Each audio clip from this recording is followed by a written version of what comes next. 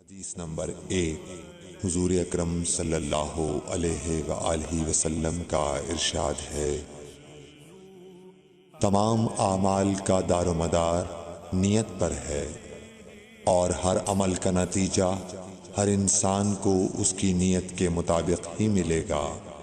پس جس کی ہجرت دولت دنیا حاصل کرنے کے لیے ہو یا کسی عورت سے شادی کی غرض سے ہو، بس اس کی ہجرت انہی چیزوں کے لیے ہوگی جن کے حاصل کرنے کی نیت سے اس نے ہجرت کی۔ صحیح بخاری حدیث نمبر 2۔ حضور اکرم صلی اللہ علیہ وآلہ وسلم نے فرمایا کہ وحی نازل ہوتے وقت کبھی مجھ کو گھنٹی کی سی آواز محسوس ہوتی ہے، اور وحی کی یہ کیفیت مجھ پر بہت شاخ گزرتی ہے۔ جب یہ کیفیت ختم ہوتی ہے تو میرے دل و دماغ پر اس فرشتے کے ذریعے نازل شدہ وحی محفوظ ہو جاتی ہے، اور کسی وقت ایسا ہوتا ہے کہ فرشتہ بشکل انسان میرے پاس آتا ہے اور مجھ سے کلام کرتا ہے، پس میں اس کا کہا ہوا یاد رکھ لیتا ہوں۔ صحیح بخاری حدیث نمبر 3۔ حضرت صلی اللہ علیہ وآلہ وسلم پر وحی کا ابتدائی دور اچھے سچے پاکیزہ خوابوں سے شروع ہوا۔ آپ خواب میں جو کچھ دیکھتے وہ صبح کی روشنی کی طرح صحیح اور سچا ثابت ہوتا۔ پھر من جانب قدرت آپ تنہائی پسند ہو گئے، اور آپ نے غار حرا میں خلوت نشینی اختیار فرمائی، اور کئی دن اور رات وہاں مسلسل عبادت اور یاد الہی و ذکر میں مشغول رہنے لگے۔ جب تک گھر آنے کو دل نہ چاہتا توشہ ہمراہ لیے ہوئے وہاں رہتے۔ توشہ ختم ہونے پر ہی اہلیہ محترمہ حضرت خدیجہ رضی اللہ تعالی عنہا کے پاس تشریف لاتے، اور کچھ توشہ ہمراہ لے کر پھر وہاں جا کر خلوت گزین ہو جاتے۔ یہی طریقہ جاری رہا یہاں تک کہ آپ پر حق منکشف ہو گیا، اور آپ غار حرا ہی میں قیام پذیر تھے کہ اچانک حضرت جبرائیل علیہ السلام آپ کے پاس حاضر ہوئے اور کہنے لگے کہ اے محمد پڑھو۔ آپ فرماتے ہیں کہ میں نے کہا کہ میں پڑھنا نہیں جانتا۔ آپ صلی اللہ علیہ وسلم فرماتے ہیں کہ فرشتے نے مجھے پکڑ کر اتنے زور سے بھینچا کہ میری طاقت جواب دے گئی، پھر مجھے چھوڑ کر کہا پڑھو۔ میں نے پھر وہی جواب دیا کہ میں پڑھا ہوا نہیں ہوں۔ اس فرشتے نے مجھ کو نہایت ہی زور سے بھینچا کہ مجھ کو سخت تکلیف محسوس ہوئی، پھر اس نے کہا کہ پڑھ۔ میں نے کہا میں پڑھا ہوا نہیں ہوں۔ فرشتے نے تیسری بار مجھ کو پکڑا اور تیسری مرتبہ پھر مجھ کو بھینچا، پھر مجھے چھوڑ دیا اور کہنے لگا کہ پڑھو اپنے رب کے نام کی مدد سے جس نے پیدا کیا اور انسان کو خون کی پھٹکی سے بنایا۔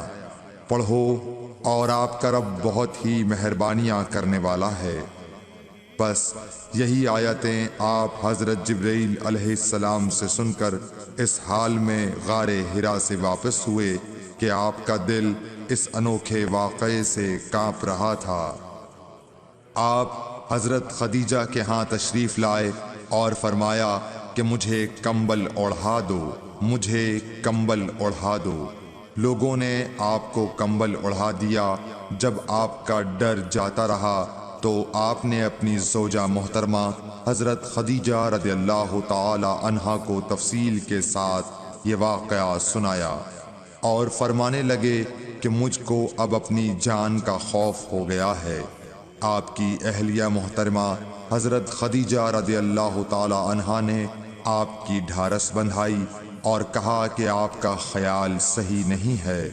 اللہ کی قسم آپ کو اللہ کبھی رسوا نہیں کرے گا۔ آپ تو اخلاق فاضلہ کے مالک ہیں، آپ تو کنبہ پرور ہیں، بے کسوں کا بوجھ اپنے سر پر رکھتے ہیں، مفلسوں کے لیے آپ کماتے ہیں، مہمان نوازی میں آپ بے مثال ہیں، اور مشکل وقت میں آپ امر حق کا ساتھ دیتے ہیں۔ ایسے اوصاف حسنہ والا انسان یوں بے وقت ذلت و خواری کی موت نہیں پا سکتا۔ پھر مزید تسلی کے لیے حضرت خدیجہ رضی اللہ تعالی عنہا آپ کو ورقہ بن نوفل کے پاس لے گئیں، جو ان کے چچا زاد بھائی تھے اور زمانہ جاہلیت میں نصرانی مذہب اختیار کر چکے تھے اور عبرانی زبان کے کاتب تھے۔ چنانچہ انجیل کو بھی حسب منشائے خداوندی عبرانی زبان میں لکھا کرتے تھے۔ انجیل سریانی زبان میں نازل ہوئی تھی، پھر اس کا ترجمہ عبرانی زبان میں ہوا۔ ورقہ اسی کو لکھتے تھے۔ وہ بہت بوڑھے ہو گئے تھے، یہاں تک کہ ان کی بینائی بھی رخصت ہو چکی تھی۔ حضرت خدیجہ رضی اللہ تعالی عنہا نے ان کے سامنے آپ کے حالات بیان کیے اور کہا کہ اے چچا زاد بھائی، اپنے بھتیجے محمد صلی اللہ علیہ وسلم کی زبانی ذرا ان کی کیفیت سن لیجئے۔ وہ بولے کہ بھتیجے، آپ نے جو کچھ دیکھا ہے اس کی تفصیل سناؤ۔ چنانچہ آپ صلی اللہ علیہ وآلہ وسلم نے از اول تا آخر پورا واقعہ سنایا، جسے سن کر ورقہ بے اختیار ہو کر بول اٹھے کہ یہ تو وہی ناموس معزز رازدان فرشتہ ہے جسے اللہ نے حضرت موسیٰ علیہ السلام پر وحی دے کر بھیجا تھا۔ کاش میں آپ کے اس عہد نبوت کے شروع ہونے پر جواں عمر ہوتا، کاش میں اس وقت تک زندہ رہتا جبکہ آپ کی قوم آپ کو اس شہر سے نکال دے گی۔ رسول کریم صلی اللہ علیہ وآلہ وسلم نے یہ سن کر تعجب سے پوچھا کہ کیا وہ لوگ مجھ کو نکال دیں گے، حالانکہ میں تو ان میں صادق و امین و مقبول ہوں۔ ورقہ بولا، ہاں یہ سب کچھ سچ ہے، مگر جو شخص بھی آپ کی طرح امر حق لے کر آیا لوگ اس کے دشمن ہی ہو گئے ہیں۔ اگر مجھے آپ کی نبوت کا وہ زمانہ مل جائے تو میں آپ کی پوری مدد کروں گا، مگر ورقہ کچھ دنوں کے بعد انتقال کر گئے۔ پھر کچھ عرصے تک وحی کی آمد موقوف رہی۔ صحیح بخاری حدیث نمبر 4۔ حضور اکرم صلی اللہ علیہ وآلہ وسلم نے وحی کے رک جانے کے زمانے کے حالات بیان فرماتے ہوئے کہا کہ ایک روز میں چلا جا رہا تھا کہ اچانک میں نے آسمان کی طرف ایک آواز سنی اور میں نے اپنا سر آسمان کی طرف اٹھایا۔ کیا دیکھتا ہوں کہ وہی فرشتہ جو میرے پاس غار حرا میں آیا تھا وہ آسمان و زمین کے بیچ میں ایک کرسی پر بیٹھا ہوا ہے۔ میں اس سے ڈر گیا اور گھر آنے پر میں نے پھر کمبل اوڑھنے کی خواہش ظاہر کی۔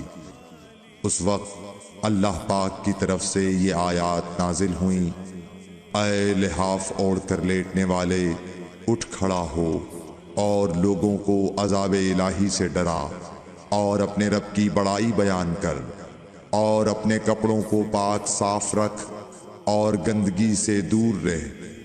اس کے بعد وہی تیزی کے ساتھ پے در پے آنے لگی۔ صحیح بخاری حدیث نمبر 5۔ رسول اللہ صلی اللہ علیہ وآلہ وسلم نزول قرآن کے وقت بہت سختی محسوس فرمایا کرتے تھے، اور اس کی علامتوں میں سے ایک یہ تھی کہ یاد کرنے کے لیے آپ اپنے ہونٹوں کو ہلاتے تھے۔ ابن عباس رضی اللہ تعالیٰ عنہ نے کہا، میں اپنے ہونٹوں کو ہلاتا ہوں جس طرح آپ ہلاتے تھے۔ سعید کہتے ہیں، میں بھی اپنے ہونٹ ہلاتا ہوں جس طرح ابن عباس رضی اللہ تعالیٰ عنہ کو میں نے ہلاتے دیکھا۔ پھر انہوں نے اپنے ہونٹ ہلائے۔ ابن عباس رضی اللہ تعالیٰ عنہ نے کہا، پھر یہ آیت اتری کہ اے محمد، قرآن کو جلد جلد یاد کرنے کے لیے اپنی زبان نہ ہلاؤ، اس کا جمع کر دینا اور پڑھا دینا ہمارا ذمہ ہے۔ حضرت ابن عباس رضی اللہ تعالی عنہ کہتے ہیں، یعنی قرآن آپ صلی اللہ علیہ وآلہ وسلم کے دل میں جما دینا اور پڑھا دینا ہمارے ذمے ہے۔ پھر جب ہم پڑھ چکے تو اس پڑھے ہوئے کی اتباع کرو۔ ابن عباس رضی اللہ تعالی عنہ فرماتے ہیں، اس کا مطلب یہ ہے آپ اس کو خاموشی کے ساتھ سنتے رہو، اس کے بعد مطلب سمجھا دینا ہمارے ذمے ہے۔ پھر یقیناً یہ ہماری ذمہ داری ہے کہ آپ اس کو پڑھو، یعنی اس کو محفوظ کر سکو۔ چنانچہ اس کے بعد جب آپ کے پاس حضرت جبرائیل علیہ السلام وحی لے کر آتے تو آپ توجہ سے سنتے، جب وہ چلے جاتے تو رسول اللہ صلی اللہ علیہ وسلم اس وحی کو اس طرح پڑھتے جس طرح حضرت جبرائیل علیہ السلام نے اسے پڑھا تھا۔ صحیح بخاری حدیث نمبر 6۔ رسول اللہ صلی اللہ علیہ وآلہ وسلم سب لوگوں سے زیادہ جواد، سخی تھے، اور رمضان میں دوسرے اوقات کے مقابلے میں جب جبرائیل علیہ السلام آپ صلی اللہ علیہ وآلہ وسلم سے ملتے بہت ہی زیادہ جود و کرم فرماتے۔ جبرائیل علیہ السلام رمضان کی ہر رات میں آپ صلی اللہ علیہ وآلہ وسلم سے ملاقات کرتے اور آپ کے ساتھ قرآن کا دورہ کرتے۔ غرض حضرت صلی اللہ علیہ وآلہ وسلم لوگوں کو بھلائی پہنچانے میں بارش لانے والی ہوا سے بھی زیادہ جود و کرم فرمایا کرتے تھے۔ صحیح نمبر 7۔ ہرقل شاہ روم نے قریش کے قافلے میں ایک آدمی بلانے کو بھیجا، اور اس وقت یہ لوگ تجارت کے لیے ملک شام گئے ہوئے تھے، اور یہ وہ زمانہ تھا جب رسول اللہ صلی اللہ علیہ وسلم نے قریش اور ابو سفیان سے ایک وقتی عہد کیا ہوا تھا۔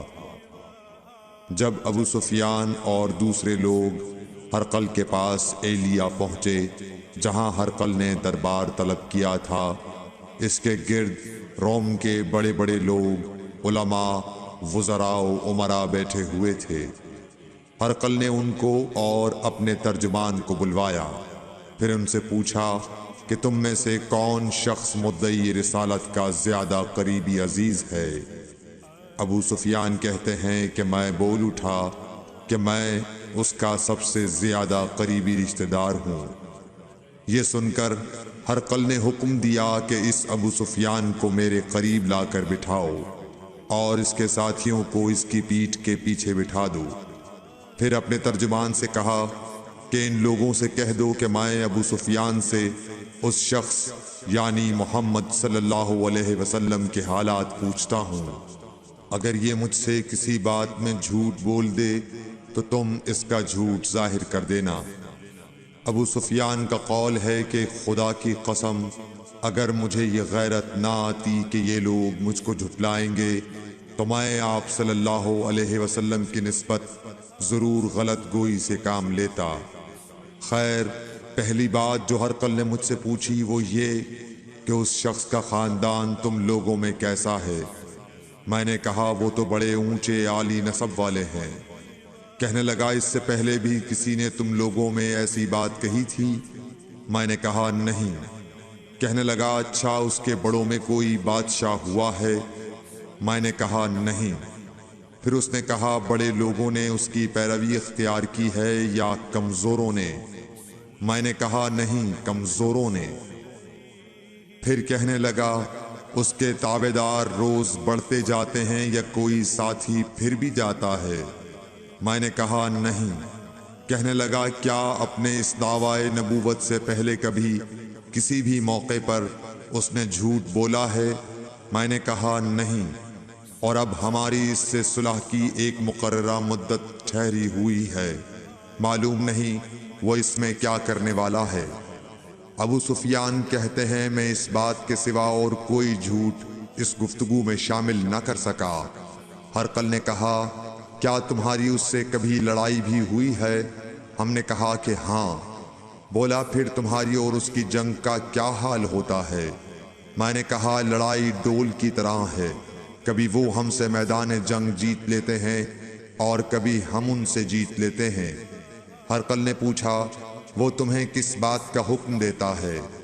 میں نے کہا، وہ کہتا ہے کہ صرف ایک اللہ ہی کی عبادت کرو، اس کا کسی کو شریک نہ بناؤ، اور اپنے باپ دادا کی شرک کی باتیں چھوڑ دو، اور ہمیں نماز پڑھنے، سچ بولنے، پرہیزگاری اور صلہ رحمی کا حکم دیتا ہے۔ یہ سب سن کر پھر ہرقل نے اپنے ترجمان سے کہا کہ ابو سفیان سے کہہ دے کہ میں نے تم سے اس کا نسب پوچھا تو تم نے کہا کہ وہ ہم سے عالی نسب ہے، اور پیغمبر اپنی قوم میں عالی نسب ہی بھیجے جایا کرتے ہیں۔ میں نے تم سے پوچھا کہ دعوی نبوت کی یہ بات تمہارے اندر اس سے پہلے کسی اور نے بھی کہی تھی؟ تو تم نے جواب دیا کہ نہیں۔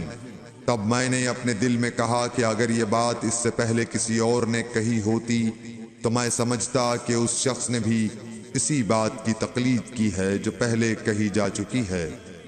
میں نے تم سے پوچھا کہ اس کے بڑوں میں کوئی بادشاہ بھی گزرا ہے تو تم نے کہا کہ نہیں۔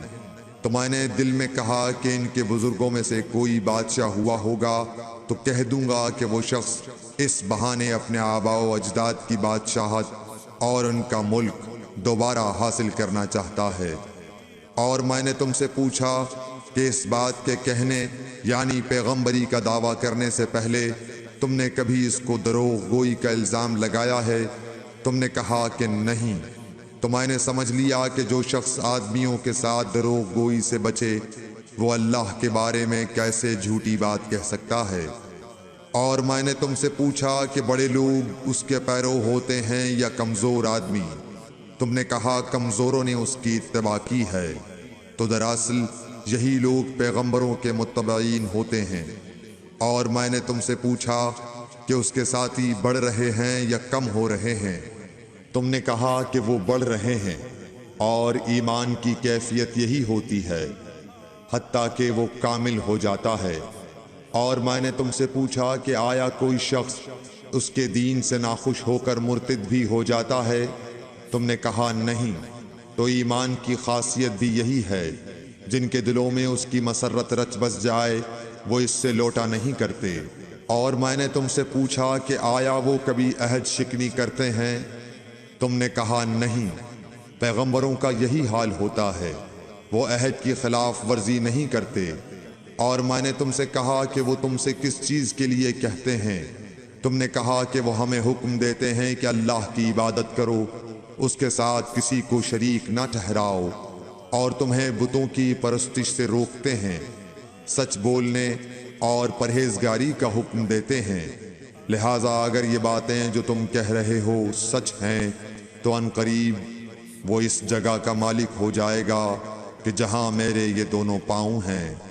مجھے معلوم تھا کہ وہ پیغمبر آنے والا ہے، مگر مجھے یہ معلوم نہیں تھا کہ وہ تمہارے اندر ہوگا۔ اگر میں جانتا کہ اس تک پہنچ سکوں گا تو اس سے ملنے کے لیے ہر تکلیف گوارا کرتا۔ اگر میں اس کے پاس ہوتا تو اس کے پاؤں دھوتا۔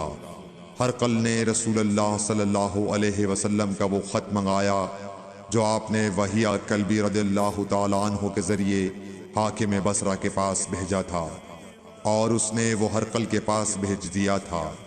پھر اس کو پڑھا تو اس میں لکھا تھا، اللہ کے نام کے ساتھ جو نہایت مہربان اور رحم والا ہے۔ اللہ کے بندے اور اس کے پیغمبر محمد صلی اللہ علیہ وسلم کی طرف سے یہ خط ہے شاہ روم کے لیے۔ اس شخص پر سلام ہو جو ہدایت کی پیروی کرے۔ اس کے بعد میں آپ کے سامنے دعوت اسلام پیش کرتا ہوں۔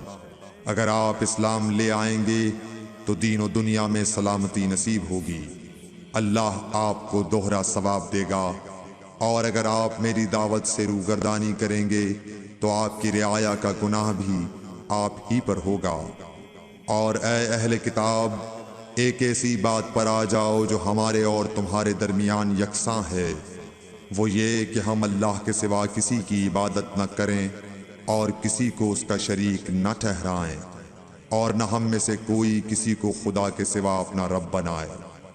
پھر اگر وہ اہل کتاب اس کتاب سے منہ پھیر لیں تو مسلمانوں، تم ان سے کہہ دو کہ تم مانو یا نہ مانو، ہم ایک خدا کے اطاعت گزار ہیں۔ ابو سفیان کہتے ہیں جب ہرقل نے جو کچھ کہنا تھا کہہ دیا اور خط پڑھ کر فارغ ہوا تو اس کے ارد گرد بہت شور و غوغا ہوا، بہت سی آوازیں اٹھیں اور ہمیں باہر نکال دیا گیا۔ تب میں نے اپنے ساتھیوں سے کہا کہ ابو کبشہ کے بیٹے حضرت صلی اللہ علیہ وسلم کا معاملہ تو بہت بڑھ گیا، دیکھو تو اس سے بنی اصفر روم کا بادشاہ بھی ڈرتا ہے۔ مجھے اس وقت سے اس بات کا یقین ہو گیا کہ حضور صلی اللہ علیہ وسلم ان قریب غالب ہو کر رہیں گے، حتیٰ کہ اللہ نے مجھے مسلمان کر دیا۔ راوی کا بیان ہے کہ ابن ناطور ایلیا کا حاکم ہرقل کا مصاحب اور شام کے نصارہ کا لاٹ پادری بیان کرتا تھا کہ ہرقل جب ایلیا آیا ایک دن صبح کو پریشان اٹھا تو اس کے درباریوں نے دریافت کیا کہ آج ہم آپ کی حالت بدلی ہوئی پاتے ہیں، کیا وجہ ہے؟ ابن ناطور کا بیان ہے کہ ہرقل نجومی تھا، علم نجوم میں وہ پوری مہارت رکھتا تھا۔ اس نے اپنے ہم نشینوں کو بتایا کہ میں نے آج رات ستاروں پر نظر ڈالی تو دیکھا کہ ختنہ کرنے والوں کا بادشاہ ہمارے ملک پر غالب آ گیا ہے۔ بھلا اس زمانے میں کون لوگ ختنہ کرتے ہیں؟ انہوں نے کہا کہ یہود کے سوا کوئی ختنہ نہیں کرتا، سو ان کی وجہ سے پریشان نہ ہوں۔ سلطنت کے تمام شہروں میں یہ حکم لکھ بھیجیے کہ وہاں جتنے یہودی ہوں سب قتل کر دیے جائیں۔ وہ لوگ انہی باتوں میں مشغول تھے کہ ہرقل کے پاس ایک آدمی لایا گیا جسے شاہ غسان نے بھیجا تھا۔ اس نے رسول اللہ صلی اللہ علیہ وسلم کے حالات بیان کیے۔ جب ہرقل نے سارے حالات سن لیے تو کہا کہ جا کر دیکھو وہ ختنہ کیے ہوئے ہے یا نہیں۔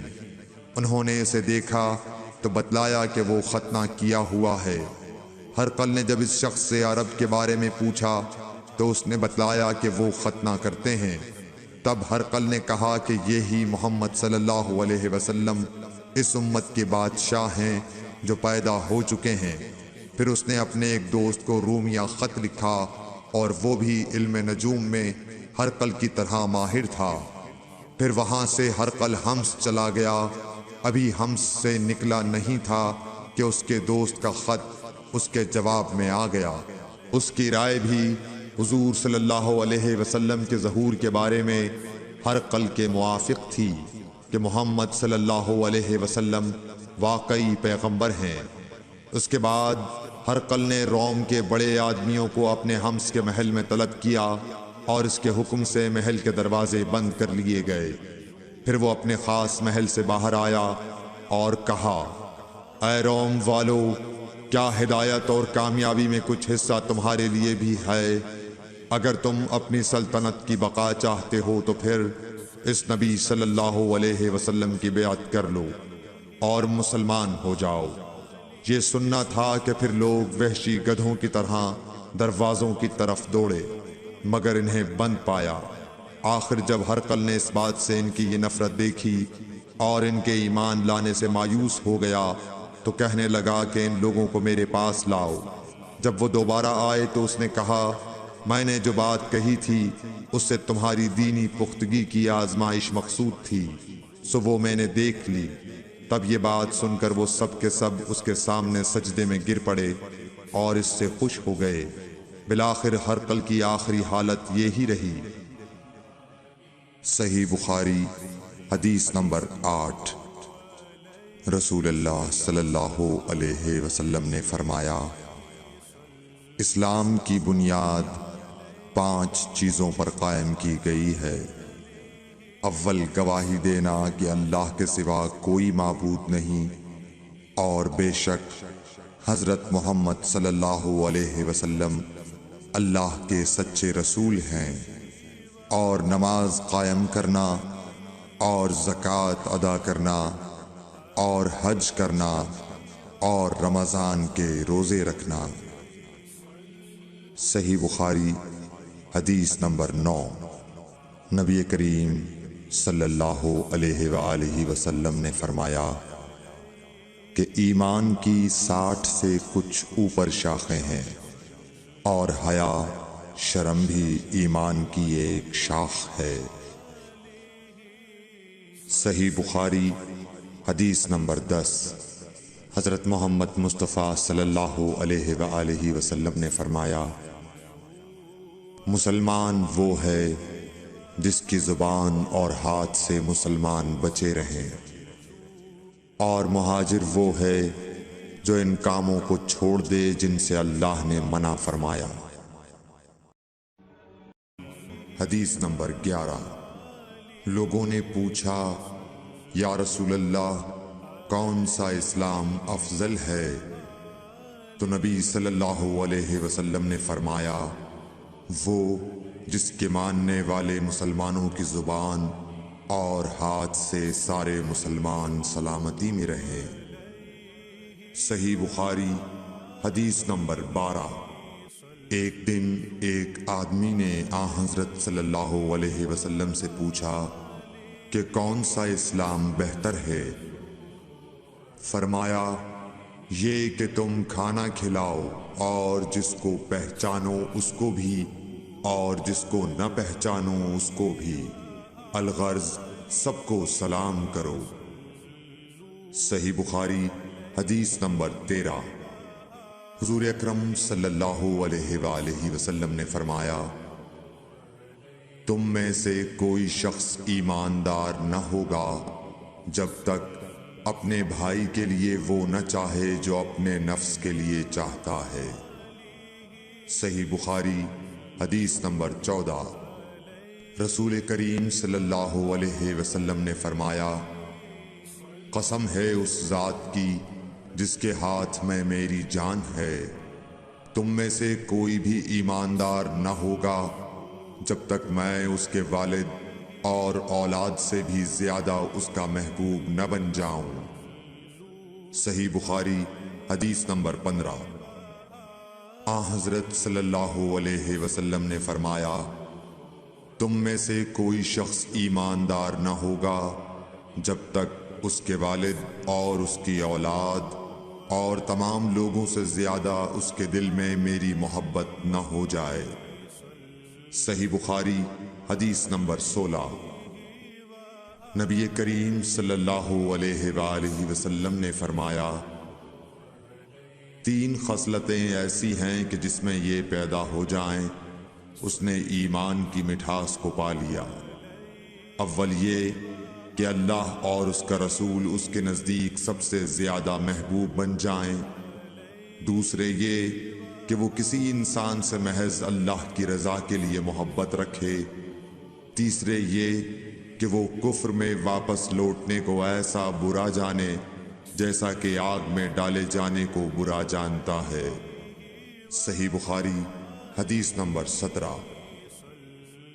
حضور اکرم صلی اللہ علیہ وآلہ وسلم نے فرمایا، انصار سے محبت رکھنا ایمان کی نشانی ہے، اور انصار سے کینہ رکھنا نفاق کی نشانی ہے۔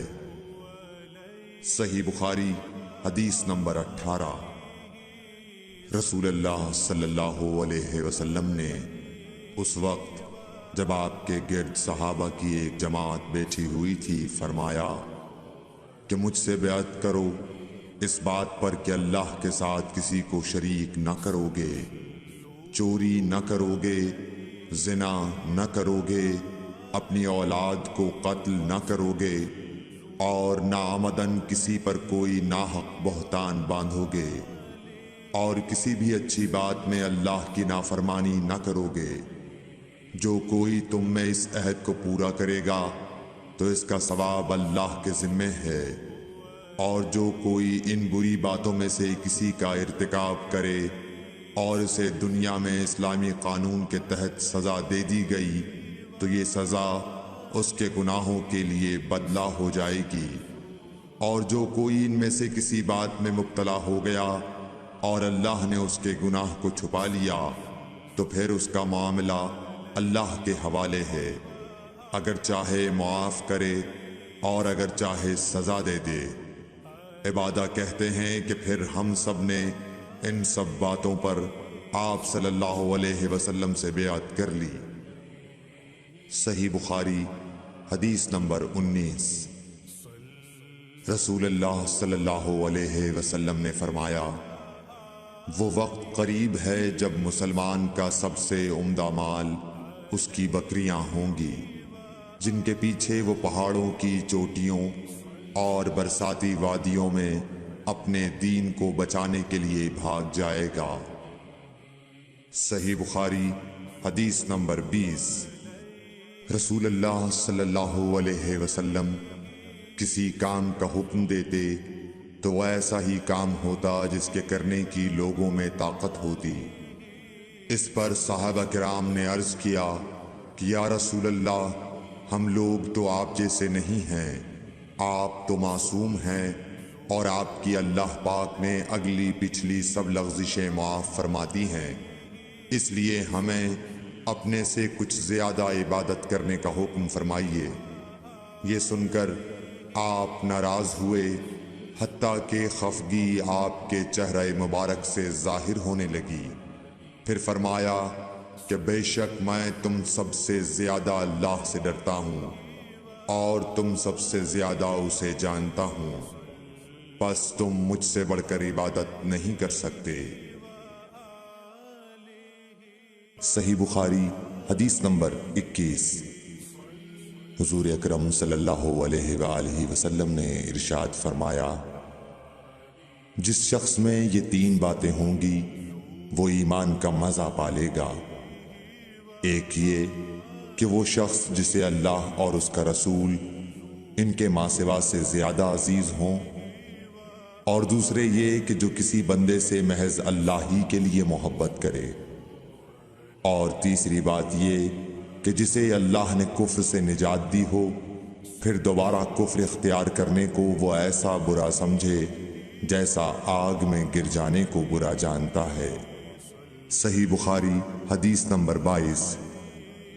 حضرت محمد مصطفیٰ صلی اللہ علیہ وآلہ وسلم نے فرمایا، جب جنتی جنت میں اور دوزخی دوزخ میں داخل ہو جائیں گے، اللہ پاک فرمائے گا، جس کے دل میں رائی کے دانے کے برابر بھی ایمان ہو، اس کو بھی دوزخ سے نکال لو۔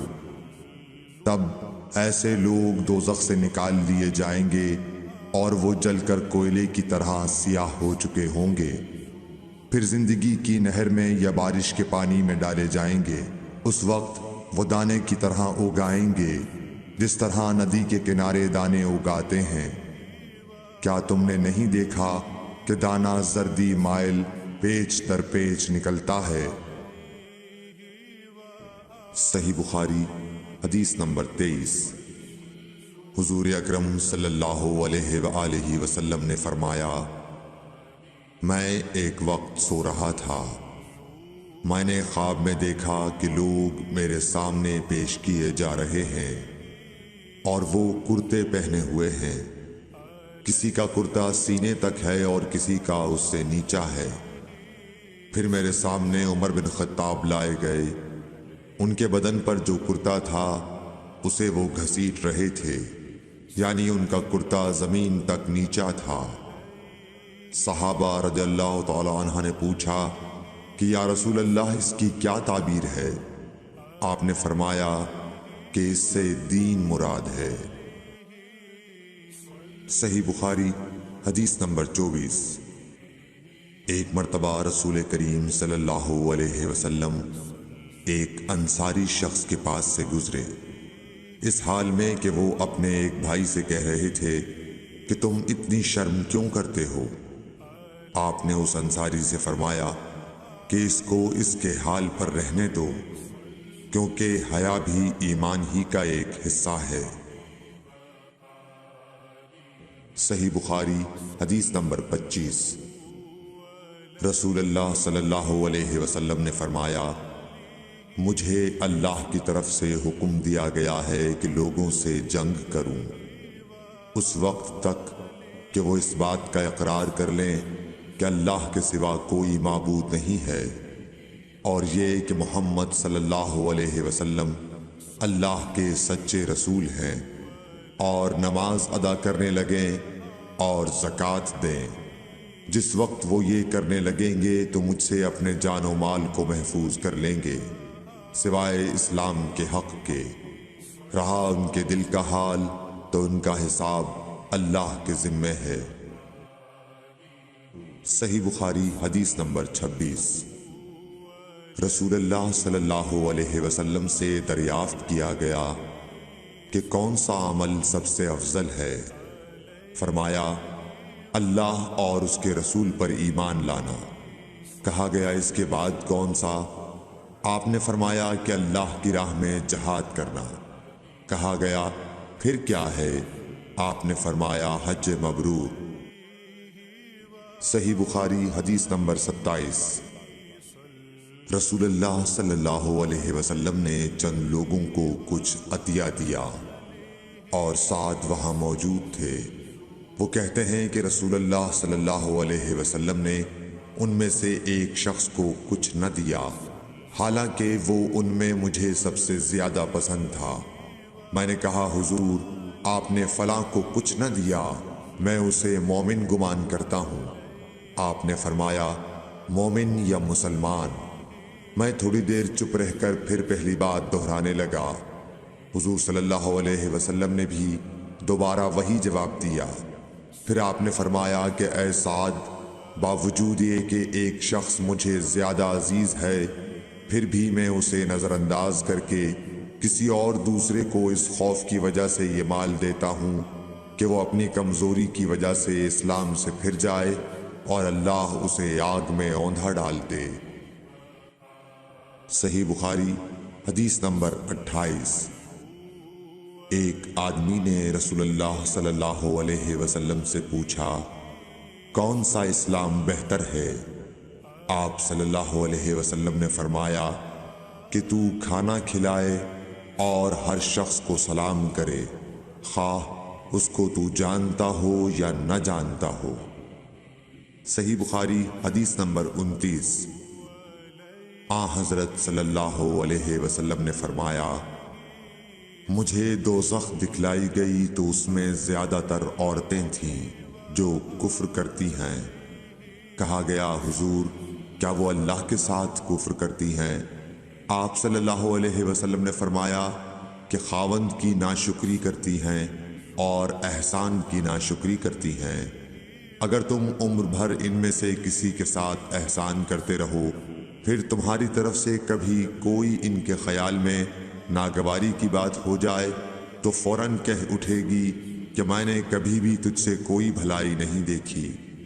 صحیح بخاری حدیث نمبر 30۔ حضرت صلی اللہ علیہ وآلہ وسلم فرماتے تھے جب دو مسلمان اپنی اپنی تلواریں لے کر بھڑ جائیں تو قاتل اور مقتول دونوں دوزخی ہیں۔ عرض کیا گیا یا رسول اللہ قاتل تو خیر ضرور دوزخی ہونا چاہیے، مقتول کیوں؟ فرمایا وہ بھی اپنے ساتھی کو مار ڈالنے کی حرص رکھتا تھا، موقع پاتا تو وہ اسے ضرور قتل کر دیتا، دل کے عزم سمیم پر وہ دوزخی ہوا۔ صحیح بخاری حدیث نمبر 31۔ ابو ذر ایک جوڑا پہنے ہوئے تھے اور ان کا غلام بھی جوڑا پہنے ہوئے تھا۔ سبب دریافت کیا گیا تو کہنے لگے کہ میں نے ایک شخص یعنی غلام کو برا بھلا کہا تھا اور اس کی ماں کی غیرت دلائی یعنی گالی دی، تو رسول اللہ صلی اللہ علیہ وسلم نے یہ معلوم کر کے مجھ سے فرمایا اے ابو ذر، تو نے اسے ماں کے نام سے غیرت دلائی ہے، بے شک تجھ میں ابھی کچھ زمانہ جاہلیت کا اثر باقی ہے۔ یاد رکھو ماتحت لوگ تمہارے بھائی ہیں، اللہ نے اپنی کسی مصلحت کی بنا پر انہیں تمہارے قبضے میں دے رکھا ہے، تو جس کے ماتحت اس کا کوئی بھائی ہو تو اس کو بھی وہی کھلائے جو آپ کھاتا ہے، اور وہ کپڑا اسے پہنائے جو آپ پہنتا ہے، اور ان کو اتنے کام کی تکلیف نہ دو کہ ان کے لیے مشکل ہو جائے، اور اگر کوئی سخت کام ڈالو تو تم خود بھی ان کی مدد کرو۔ صحیح بخاری حدیث نمبر 32۔ جب سورہ انعام کی یہ آیت اتری جو لوگ ایمان لائے اور انہوں نے اپنے ایمان میں گناہوں کی آمیزش نہیں کی، تو آپ صلی اللہ علیہ وسلم کے اصحاب نے کہا، یا رسول اللہ، یہ تو بہت ہی مشکل ہے، ہم میں کون ایسا ہے جس نے گناہ نہیں کیا؟ تب اللہ پاک نے سورہ لقمان کی یہ آیت اتاری کہ بے شک شرک بڑا ظلم ہے۔ صحیح بخاری حدیث نمبر 33۔ رسول اللہ صلی اللہ علیہ وآلہ وسلم نے فرمایا، منافق کی علامتیں 3 ہیں: جب بات کرے جھوٹ بولے، جب وعدہ کرے اس کے خلاف کرے، اور جب اس کو امین بنایا جائے تو خیانت کرے۔ صحیح بخاری حدیث نمبر 34۔ رسول اللہ صلی اللہ علیہ وسلم نے فرمایا کہ 4 عادتیں جس کسی میں ہوں تو وہ خالص منافق ہے، اور جس کسی میں ان 4 میں سے ایک عادت ہو تو وہ بھی نفاق ہی ہے جب تک اسے نہ چھوڑ دے۔ وہ یہ ہے: جب اسے امین بنایا جائے تو امانت میں خیانت کرے، اور بات کرتے وقت جھوٹ بولے، اور جب کسی سے عہد کرے تو اسے پورا نہ کرے، اور جب کسی سے لڑے تو گالیوں پر اتر آئے۔ صحیح بخاری حدیث نمبر 35۔ رسول اللہ صلی اللہ علیہ وسلم نے فرمایا، جو شخص شب قدر ایمان کے ساتھ محض ثواب آخرت کے لیے ذکر و عبادت میں گزارے، اس کے گزشتہ گناہ بخش دیے جاتے ہیں۔ صحیح بخاری حدیث نمبر 36۔ رسول اللہ صلی اللہ علیہ وسلم نے فرمایا، جو شخص اللہ کی راہ میں جہاد کے لیے نکلا، اللہ اس کا ضامن ہو گیا۔ اللہ تعالیٰ فرماتا ہے، اس کو میری ذات پر یقین اور میرے پیغمبروں کی تصدیق نے اس سرفروشی کے لیے گھر سے نکالا ہے۔ میں اس بات کا ضامن ہوں کہ یا تو اس کو واپس کر دوں ثواب اور مال غنیمت کے ساتھ، یا شہید ہونے کے بعد جنت میں داخل کر دوں۔ رسول اللہ صلی اللہ علیہ وسلم نے فرمایا، اور اگر میں اپنی امت پر اس کام کو دشوار نہ سمجھتا تو لشکر کا ساتھ نہ چھوڑتا، اور میری خواہش ہے کہ اللہ کی راہ میں مارا جاؤں، پھر زندہ کیا جاؤں، پھر مارا جاؤں، پھر زندہ کیا جاؤں، پھر مارا جاؤں۔ صحیح بخاری حدیث نمبر 37۔ حضرت صلی اللہ علیہ وسلم نے فرمایا، جو کوئی رمضان میں راتوں کو ایمان رکھ کر اور ثواب کے لیے عبادت کرے، اس کے اگلے گناہ بخش دیے جاتے ہیں۔ صحیح بخاری حدیث نمبر 38۔ حضرت صلی اللہ علیہ وسلم نے فرمایا، جس نے رمضان کے روزے ایمان اور خالص نیت کے ساتھ رکھے، اس کے پچھلے گناہ بخش دیے گئے۔ صحیح بخاری حدیث نمبر 39۔ حضرت صلی اللہ علیہ وسلم نے فرمایا، بے شک دین آسان ہے، اور جو شخص دین میں سختی اختیار کرے گا تو دین اس پر غالب آ جائے گا، اور اس کی سختی نہ چل سکے گی۔ بس اس لیے اپنے عمل میں پختگی اختیار کرو، اور جہاں تک ممکن ہو میانہ روی برتو، اور خوش ہو جاؤ کہ اس طرز عمل سے تم کو دارین کے فوائد حاصل ہوں گے، اور صبح اور دوپہر اور شام اور کسی قدر رات میں عبادت سے مدد حاصل کرو۔ نماز 5 وقتہ بھی مراد ہو سکتی ہے کہ پابندی سے ادا کرو۔ صحیح بخاری حدیث نمبر 40۔ رسول اللہ صلی اللہ علیہ وسلم جب مدینہ تشریف لائے تو پہلے اپنی نانہال اترے جو انصار تھے، اور وہاں آپ نے 16 یا 17 ماہ بیت المقدس کی طرف منہ کر کے نماز پڑھی، اور آپ کی خواہش تھی کہ آپ کا قبلہ بیت اللہ کی طرف ہو۔ جب بیت اللہ کی طرف نماز پڑھنے کا حکم ہو گیا تو سب سے پہلی نماز جو آپ نے بیت اللہ کی طرف پڑھی عصر کی نماز تھی۔ وہاں آپ صلی اللہ علیہ وسلم کے ساتھ لوگوں نے بھی نماز پڑھی۔ پھر آپ کے ساتھ نماز پڑھنے والوں سے ایک آدمی نکلا اور اس کا مسجد بنی حارثہ کی طرف گزر ہوا تو وہ لوگ رکوع میں تھے۔ وہ بولا کہ میں اللہ کی گواہی دیتا ہوں کہ میں نے رسول اللہ صلی اللہ علیہ وسلم کے ساتھ مکے کی طرف منہ کر کے نماز پڑھی ہے۔ یہ سن کر وہ لوگ اسی حال میں بیت اللہ کی طرف گھوم گئے، اور جب رسول اللہ صلی اللہ علیہ وسلم بیت المقدس کی طرف منہ کر کے نماز پڑھا کرتے تھے، یہودی اور عیسائی خوش ہوتے تھے، مگر جب آپ نے بیت اللہ کی طرف منہ پھیر لیا تو انہیں یہ امر ناگوار ہوا۔ زہیر ایک راوی کہتے ہیں کہ ہم سے ابو اسحاق نے برا سے یہ حدیث بھی نقل کی ہے کہ قبلہ کی تبدیلی سے پہلے کچھ مسلمان انتقال کر چکے تھے، تو ہمیں یہ معلوم نہ ہو سکا کہ ان کی نمازوں کے بارے میں کیا کہیں۔ تب اللہ نے یہ آیت نازل کی، وَمَا كَانَ اللَّهُ لِيُضِيعَ إِيمَانَكُمْ، سورہ بقرہ آیت نمبر 143۔ صحیح بخاری حدیث نمبر 41۔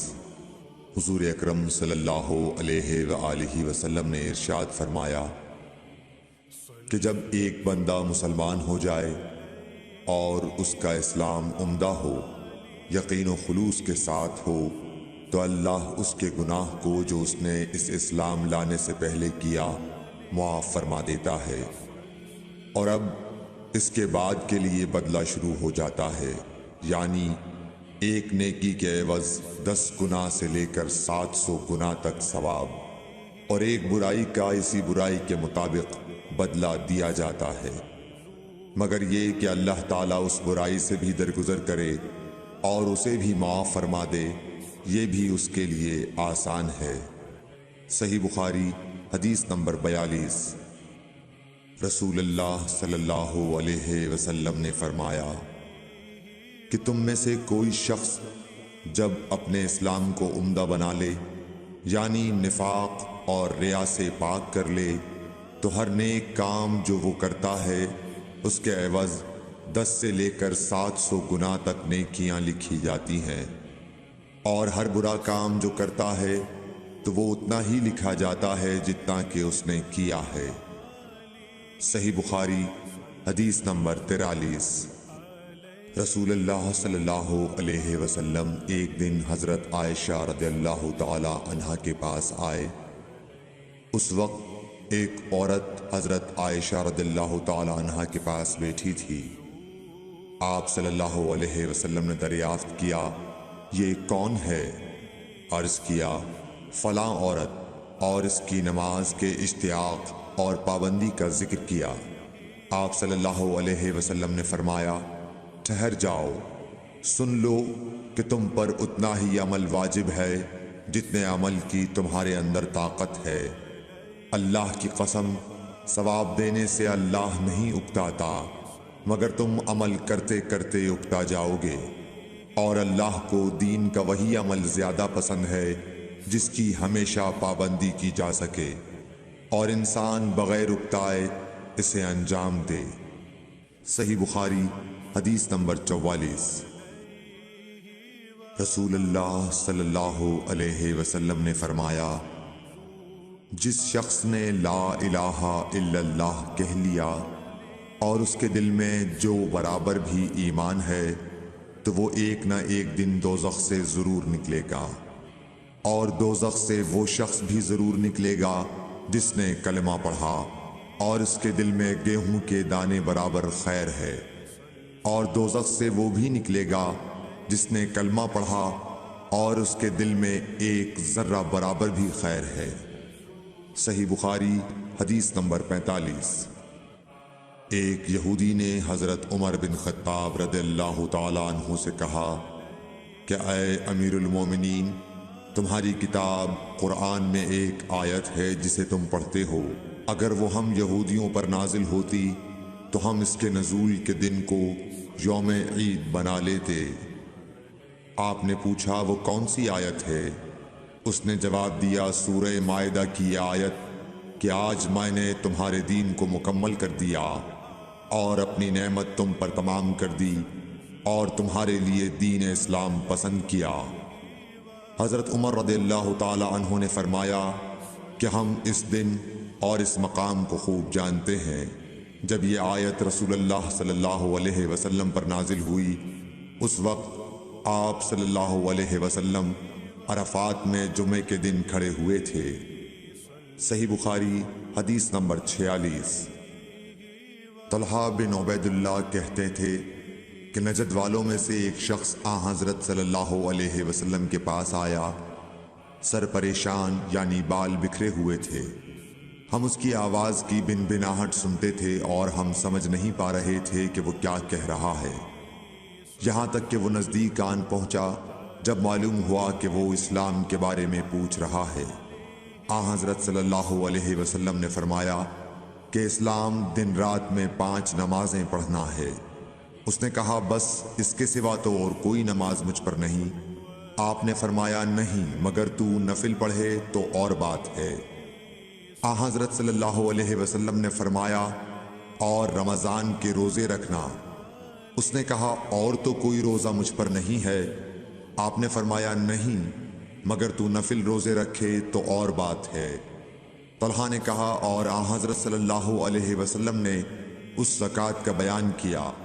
وہ کہنے لگا کہ بس اور کوئی صدقہ مجھ پر نہیں ہے۔ آپ نے فرمایا نہیں مگر یہ کہ تو نفل صدقہ دے تو اور بات ہے۔ پھر وہ شخص پیٹھ موڑ کر چلا گیا، یوں کہتا جاتا تھا قسم خدا کی میں نہ اس سے بڑھاؤں گا نہ گھٹاؤں گا۔ حضرت صلی اللہ علیہ وسلم نے فرمایا اگر یہ سچا ہے تو اپنی مراد کو پہنچ گیا۔ صحیح بخاری حدیث نمبر 47۔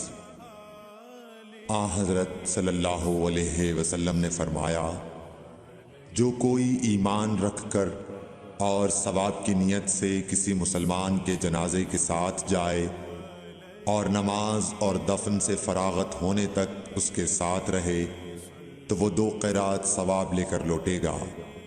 ہر قرات اتنا بڑا ہوگا جیسے احد کا پہاڑ۔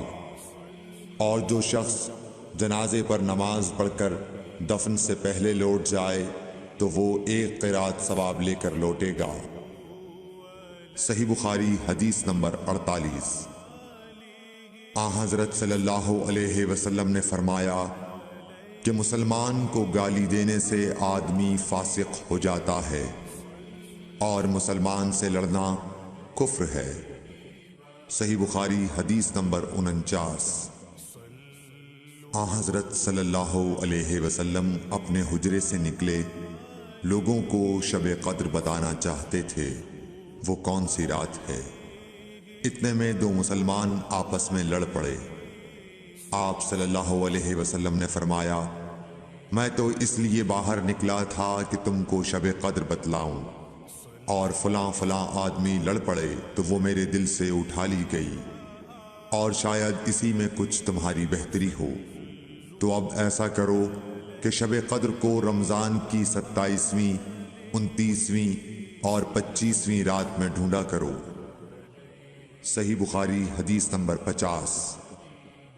ایک دن حضرت صلی اللہ علیہ وسلم لوگوں میں تشریف فرما تھے کہ آپ کے پاس ایک شخص آیا اور پوچھنے لگا کہ ایمان کسے کہتے ہیں۔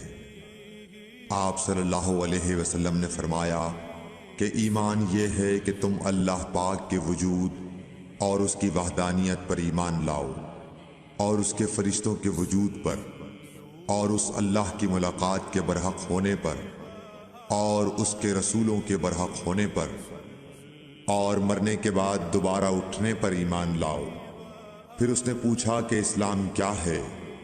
آپ صلی اللہ علیہ وسلم نے پھر جواب دیا کہ اسلام یہ ہے کہ تم خالص اللہ کی عبادت کرو اور اس کے ساتھ کسی کو شریک نہ بناؤ، اور نماز قائم کرو، اور زکوٰۃ فرض ادا کرو، اور رمضان کے روزے رکھو۔ پھر اس نے احسان کے متعلق پوچھا۔ آپ صلی اللہ علیہ وسلم نے فرمایا احسان یہ ہے کہ تم اللہ کی عبادت اس طرح کرو گویا تم اسے دیکھ رہے ہو۔ اگر یہ درجہ نہ حاصل ہو تو پھر یہ تو سمجھو کہ وہ تم کو دیکھ رہا ہے۔ پھر اس نے پوچھا کہ قیامت کب آئے گی؟ آپ صلی اللہ علیہ وسلم نے فرمایا کہ اس کے بارے میں جواب دینے والا پوچھنے والے سے کچھ زیادہ نہیں جانتا، البتہ میں تمہیں اس کی نشانیاں بتلا سکتا ہوں۔ وہ یہ ہیں کہ جب لونڈی اپنے آقا کو جنے گی اور جب سیاہ اونٹوں کے چرانے والے دیہاتی لوگ ترقی کرتے کرتے مکانات کی تعمیر میں ایک دوسرے سے بازی لے جانے کی کوشش کریں گے، یاد رکھو قیامت کا علم ان 5 چیزوں میں ہے جن کو اللہ کے سوا کوئی نہیں جانتا۔ پھر آپ صلی اللہ علیہ وسلم نے یہ آیت پڑھی کہ اللہ ہی کو قیامت کا علم ہے کہ وہ کب ہوگی۔ پھر وہ پوچھنے والا پیٹھ پھیر کر جانے لگا۔ آپ نے فرمایا کہ اسے واپس بلا کر لاؤ۔ لوگ دوڑ پڑے مگر وہ کہیں نظر نہیں آیا۔ آپ صلی اللہ علیہ وسلم نے فرمایا کہ یہ جبرائیل علیہ السلام تھے جو لوگوں کو ان کا دین سکھانے آئے تھے۔ صحیح بخاری حدیث نمبر 51۔ ہرقل شاہ روم نے ابو سفیان سے کہا، میں نے تم سے پوچھا تھا کہ اس رسول کے ماننے والے بڑھ رہے ہیں یا گھٹ رہے ہیں؟ تو نے جواب میں بتلایا کہ وہ بڑھ رہے ہیں۔ ٹھیک ہے، ایمان کا یہی حال رہتا ہے یہاں تک کہ وہ پورا ہو جائے۔ اور میں نے تجھ سے پوچھا تھا کہ کوئی اس کے دین میں آ کر پھر اس کو برا جان کر پھر جاتا ہے؟ تو نے کہا نہیں۔ اور ایمان کا یہی حال ہے، جب اس کی خوشی دل میں سما جاتی ہے تو پھر اس کو کوئی برا نہیں سمجھ سکتا۔ صحیح بخاری حدیث نمبر 52۔ حضور اکرم صلی اللہ علیہ وسلم فرماتے تھے، حلال کھلا ہوا ہے اور حرام بھی کھلا ہوا ہے، اور ان دونوں کے درمیان بعض چیزیں شبے کی ہیں جن کو بہت لوگ نہیں جانتے کہ حلال ہیں یا حرام۔ پھر جو کوئی شبے کی چیزوں سے بھی بچ گیا اس نے اپنے دین اور عزت کو بچا لیا، اور جو کوئی ان شبے کی چیزوں میں پڑ گیا اس کی مثال اس چرواہے کی ہے جو شاہی محفوظ چراگاہ کے آس پاس اپنے جانوروں کو چرائے۔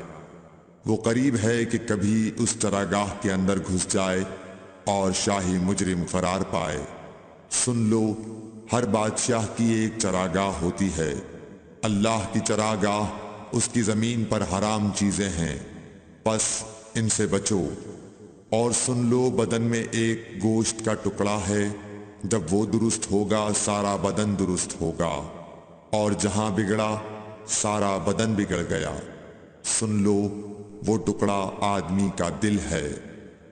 صحیح بخاری حدیث نمبر 53۔ عبد القیس کا وفد جب حضرت صلی اللہ علیہ وسلم کے پاس آیا تو آپ نے پوچھا کہ یہ کون سی قوم کے لوگ ہیں یا یہ وفد کہاں کا ہے؟ انہوں نے کہا کہ ربیعہ خاندان کے لوگ ہیں۔ آپ صلی اللہ علیہ وسلم نے فرمایا، مرحبا اس قوم کو یا اس وفد کو، نہ ذلیل ہونے والے نہ شرمندہ ہونے والے، یعنی ان کا آنا بہت خوب ہے۔ وہ کہنے لگے، اے اللہ کے رسول صلی اللہ علیہ وسلم، ہم آپ کی خدمت میں صرف ان حرمت والے مہینوں میں آ سکتے ہیں، کیونکہ ہمارے اور آپ کے درمیان مضر کے کافروں کا قبیلہ آباد ہے۔ پس آپ ہم کو ایک ایسی قطعی بات بتلا دیجئے جس کی خبر ہم اپنے پچھلے لوگوں کو بھی کر دیں جو یہاں نہیں آئے، اور اس پر عمل درآمد کر کے ہم جنت میں داخل ہو جائیں۔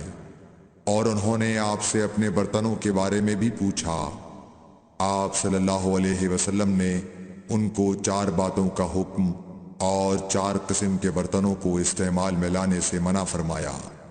ان کو حکم دیا کہ ایک اکیلے خدا پر ایمان لاؤ۔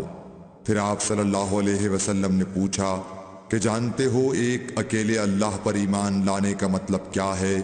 انہوں نے کہا کہ اللہ اور اس کے رسول ہی کو معلوم ہے۔ آپ نے فرمایا کہ اس بات کی گواہی دینا کہ اللہ کے سوا کوئی معبود نہیں، اور یہ حضرت محمد صلی اللہ علیہ وسلم اس کے سچے رسول ہیں، اور نماز قائم کرنا اور زکوٰۃ ادا کرنا اور رمضان کے روزے رکھنا اور مال غنیمت سے جو ملے اس کا 5واں حصہ مسلمانوں کے بیت المال میں داخل کرنا، اور 4 برتنوں کے استعمال سے آپ صلی اللہ علیہ وسلم نے ان کو منع فرمایا۔ سبز لاکھی مرتبان سے اور کدو کے بنائے ہوئے برتن سے، لکڑی کے کھودے ہوئے برتن سے اور روغنی برتن سے، اور فرمایا کہ ان باتوں کو حفظ کر لو اور ان لوگوں کو بھی بتلا دینا جو تم سے پیچھے ہیں اور یہاں نہیں آئے ہیں۔ صحیح بخاری حدیث نمبر 54۔ حضرت صلی اللہ علیہ وسلم نے فرمایا، عمل نیت ہی سے صحیح ہوتے ہیں یا نیت ہی کے مطابق ان کو بدلہ ملتا ہے، اور ہر آدمی کو وہی ملے گا جو نیت کرے گا۔ پس جو کوئی اللہ اور اس کے رسول کی رضا کے لیے ہجرت کرے اور اس کی ہجرت اللہ اور اس کے رسول کی طرف ہوگی، اور جو کوئی دنیا کمانے کے لیے یا کسی عورت سے شادی کرنے کے لیے ہجرت کرے گا تو اس کی ہجرت انہی کاموں کے لیے ہوگی۔ صحیح بخاری حدیث نمبر 55۔ حضرت صلی اللہ علیہ وسلم نے فرمایا، جب آدمی ثواب کی نیت سے اپنے اہل و عیال پر خرچ کرے پس وہ بھی اس کے لیے صدقہ ہے۔ صحیح بخاری حدیث نمبر 56۔ حضرت صلی اللہ علیہ وسلم نے فرمایا، بے شک تو جو کچھ خرچ کرے اور اس سے تیری نیت اللہ کی رضا حاصل کرنی ہو تو تجھ کو اس کا ثواب ملے گا، یہاں تک کہ اس پر بھی جو تو اپنی بیوی کے منہ میں ڈالے۔ صحیح بخاری حدیث نمبر 57۔ جریر بن عبداللہ رضی اللہ تعالی عنہ نے کہا کہ حضرت صلی اللہ علیہ وسلم سے میں نے نماز قائم کرنے اور زکوٰۃ ادا کرنے اور ہر مسلمان کی خیر خواہی کرنے پر بیعت کی۔ صحیح بخاری حدیث نمبر 58۔ جس دن مغیرہ بن شعبہ حاکم کوفہ کا انتقال ہوا تو جریر بن عبداللہ رضی اللہ تعالی عنہ خطبے کے لیے کھڑے ہوئے اور اللہ کی تعریف اور خوبی بیان کی اور کہا، تم کو اکیلے اللہ کا ڈر رکھنا چاہیے، اس کا کوئی شریک نہیں، اور تحمل اور اطمینان سے رہنا چاہیے اس وقت تک کہ کوئی دوسرا حاکم تمہارے اوپر آئے، اور وہ ابھی آنے والا ہے۔ پھر فرمایا کہ اپنے مرنے والے حاکم کے لیے دعائے مغفرت کرو، کیونکہ وہ مغیرہ بھی معافی کو پسند کرتا تھا۔ پھر کہا کہ اس کے بعد تم کو معلوم ہونا چاہیے کہ میں ایک دفعہ حضرت صلی اللہ علیہ وسلم کے پاس آیا اور میں نے عرض کیا کہ میں آپ سے اسلام پر بیعت کرتا ہوں۔ آپ نے مجھ سے ہر مسلمان کی خیر خواہی کے لیے شرط کی، پس میں نے اس شرط پر آپ سے بیعت کر لی۔ پس اس مسجد کے رب کی قسم کہ میں تمہارا خیر خواہ ہوں۔ پھر استغفار کیا اور ممبر سے اتر آئے۔ صحیح بخاری حدیث نمبر 59۔ ایک بار حضرت صلی اللہ علیہ وسلم لوگوں میں بیٹھے ہوئے ان سے باتیں کر رہے تھے، اتنے میں ایک دیہاتی آپ کے پاس آیا اور پوچھنے لگا کہ قیامت کب آئے گی؟ آپ صلی اللہ علیہ وسلم اپنی گفتگو میں مصروف رہے۔ بعض لوگ جو مجلس میں تھے کہنے لگے، آپ صلی اللہ علیہ وسلم نے دیہاتی کی بات سنی لیکن پسند نہیں کی، اور بعض کہنے لگے کہ نہیں بلکہ آپ نے اس کی بات سنی ہی نہیں۔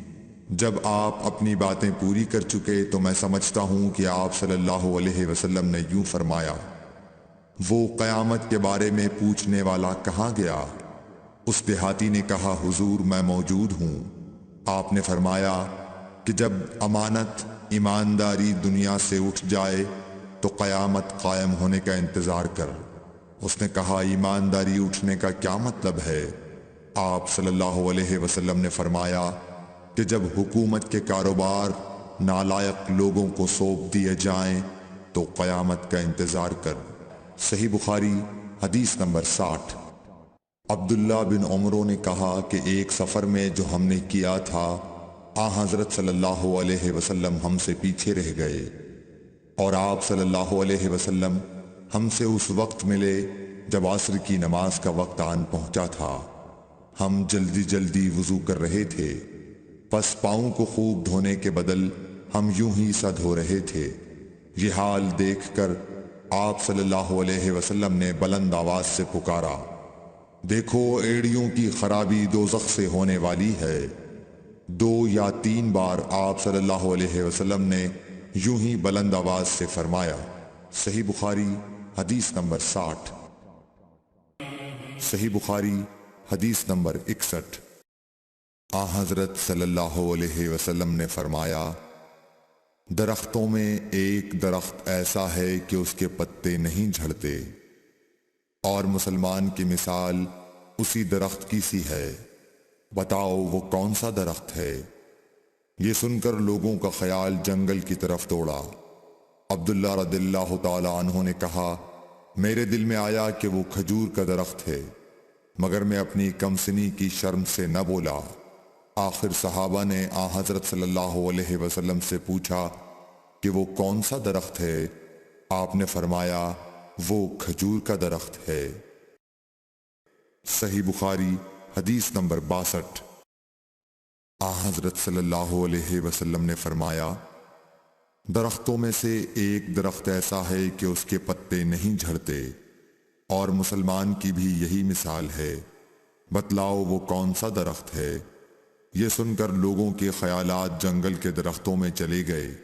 عبداللہ نے کہا کہ میرے دل میں آیا کہ بتلا دوں کہ وہ کھجور کا درخت ہے، لیکن وہاں بہت بزرگ موجود تھے، اس لیے مجھ کو شرم آئی۔ آخر صحابہ نے عرض کیا، یا رسول اللہ، آپ ہی بیان فرما دیجئے۔ آپ صلی اللہ علیہ وسلم نے بتلایا کہ وہ کھجور کا درخت ہے۔ صحیح بخاری حدیث نمبر 63۔ آن حضرت صلی اللہ علیہ وآلہ وسلم ایک بار مسجد میں بیٹھے ہوئے تھے، اتنے میں ایک شخص اونٹ پر سوار ہو کر آیا اور اونٹ کو مسجد میں بٹھا کر باندھ دیا۔ پھر پوچھنے لگا، بھائیو تم لوگوں میں محمد کون سے ہیں؟ آن حضرت صلی اللہ علیہ وسلم اس وقت لوگوں میں تکیہ لگائے بیٹھے ہوئے تھے۔ ہم نے کہا، حضرت محمد صلی اللہ علیہ وسلم یہ سفید رنگ والے بزرگ ہیں جو تکیہ لگائے ہوئے تشریف فرما ہیں۔ تب وہ آپ سے مخاطب ہوا کہ اے عبد المطلب کے فرزند۔ آپ صلی اللہ علیہ وسلم نے فرمایا، کہو میں آپ کی بات سن رہا ہوں۔ وہ بولا، میں آپ سے کچھ دینی باتیں دریافت کرنا چاہتا ہوں، اور ذرا سختی سے بھی پوچھوں گا تو آپ اپنے دل میں برا نہ مانیے گا۔ آپ صلی اللہ علیہ وسلم نے فرمایا، نہیں، جو تمہارا دل چاہے پوچھو۔ تب اس نے کہا کہ میں آپ کے رب اور اگلے لوگوں کے رب تبارک و تعالی کی قسم دے کر پوچھتا ہوں، کیا آپ کو اللہ نے دنیا کے سب لوگوں کی طرف رسول بنا کر بھیجا ہے؟ آپ صلی اللہ علیہ وسلم نے فرمایا، ہاں یا میرے اللہ۔ پھر اس نے کہا، میں آپ کو اللہ کی قسم دیتا ہوں، کیا اللہ نے آپ کو رات دن میں 5 نمازیں پڑھنے کا حکم فرمایا ہے؟ آپ صلی اللہ علیہ وسلم نے فرمایا، ہاں یا میرے اللہ۔ پھر کہنے لگا، میں آپ کو اللہ کی قسم دے کر پوچھتا ہوں کہ کیا اللہ نے آپ کو یہ حکم دیا ہے کہ سال بھر میں اس مہینے رمضان کے روزے رکھو؟ آپ صلی اللہ علیہ وسلم نے فرمایا، ہاں یا میرے اللہ۔ پھر کہنے لگا، میں آپ کو اللہ کی قسم دے کر پوچھتا ہوں کہ کیا اللہ نے آپ کو یہ حکم دیا ہے کہ آپ ہم میں سے جو مالدار لوگ ہیں ان سے زکوٰۃ وصول کر کے ہمارے محتاجوں میں بانٹ دیا کریں؟ حضرت صلی اللہ علیہ وسلم نے فرمایا، ہاں یا میرے اللہ۔ تب وہ شخص کہنے لگا، جو حکم آپ اللہ کے پاس سے لائے ہیں میں ان پر ایمان لایا، اور میں اپنی قوم کے لوگوں کا جو یہاں نہیں آئے ہیں بھیجا ہوا تحقیق حال کے لیے آیا ہوں۔ صحیح بخاری حدیث نمبر 64۔ رسول اللہ صلی اللہ علیہ وسلم نے ایک شخص کو اپنا ایک خط دے کر بھیجا اور اسے یہ حکم دیا کہ اسے حاکم بحرین کے پاس لے جائے۔ بحرین کے حاکم نے وہ خط کسریٰ شاہ ایران کے پاس بھیج دیا۔ جس وقت اس نے وہ خط پڑھا تو چاک کر ڈالا۔ راوی کہتے ہیں، اور میرا خیال ہے کہ ابن مسیب نے اس کے بعد مجھ سے کہا کہ اس واقعے کو سن کر رسول اللہ صلی اللہ علیہ وسلم نے اہل ایران کے لیے بد دعا کی کہ وہ بھی چاک شدہ خط کی طرح ٹکڑے ٹکڑے ہو جائیں۔ صحیح بخاری حدیث نمبر 65۔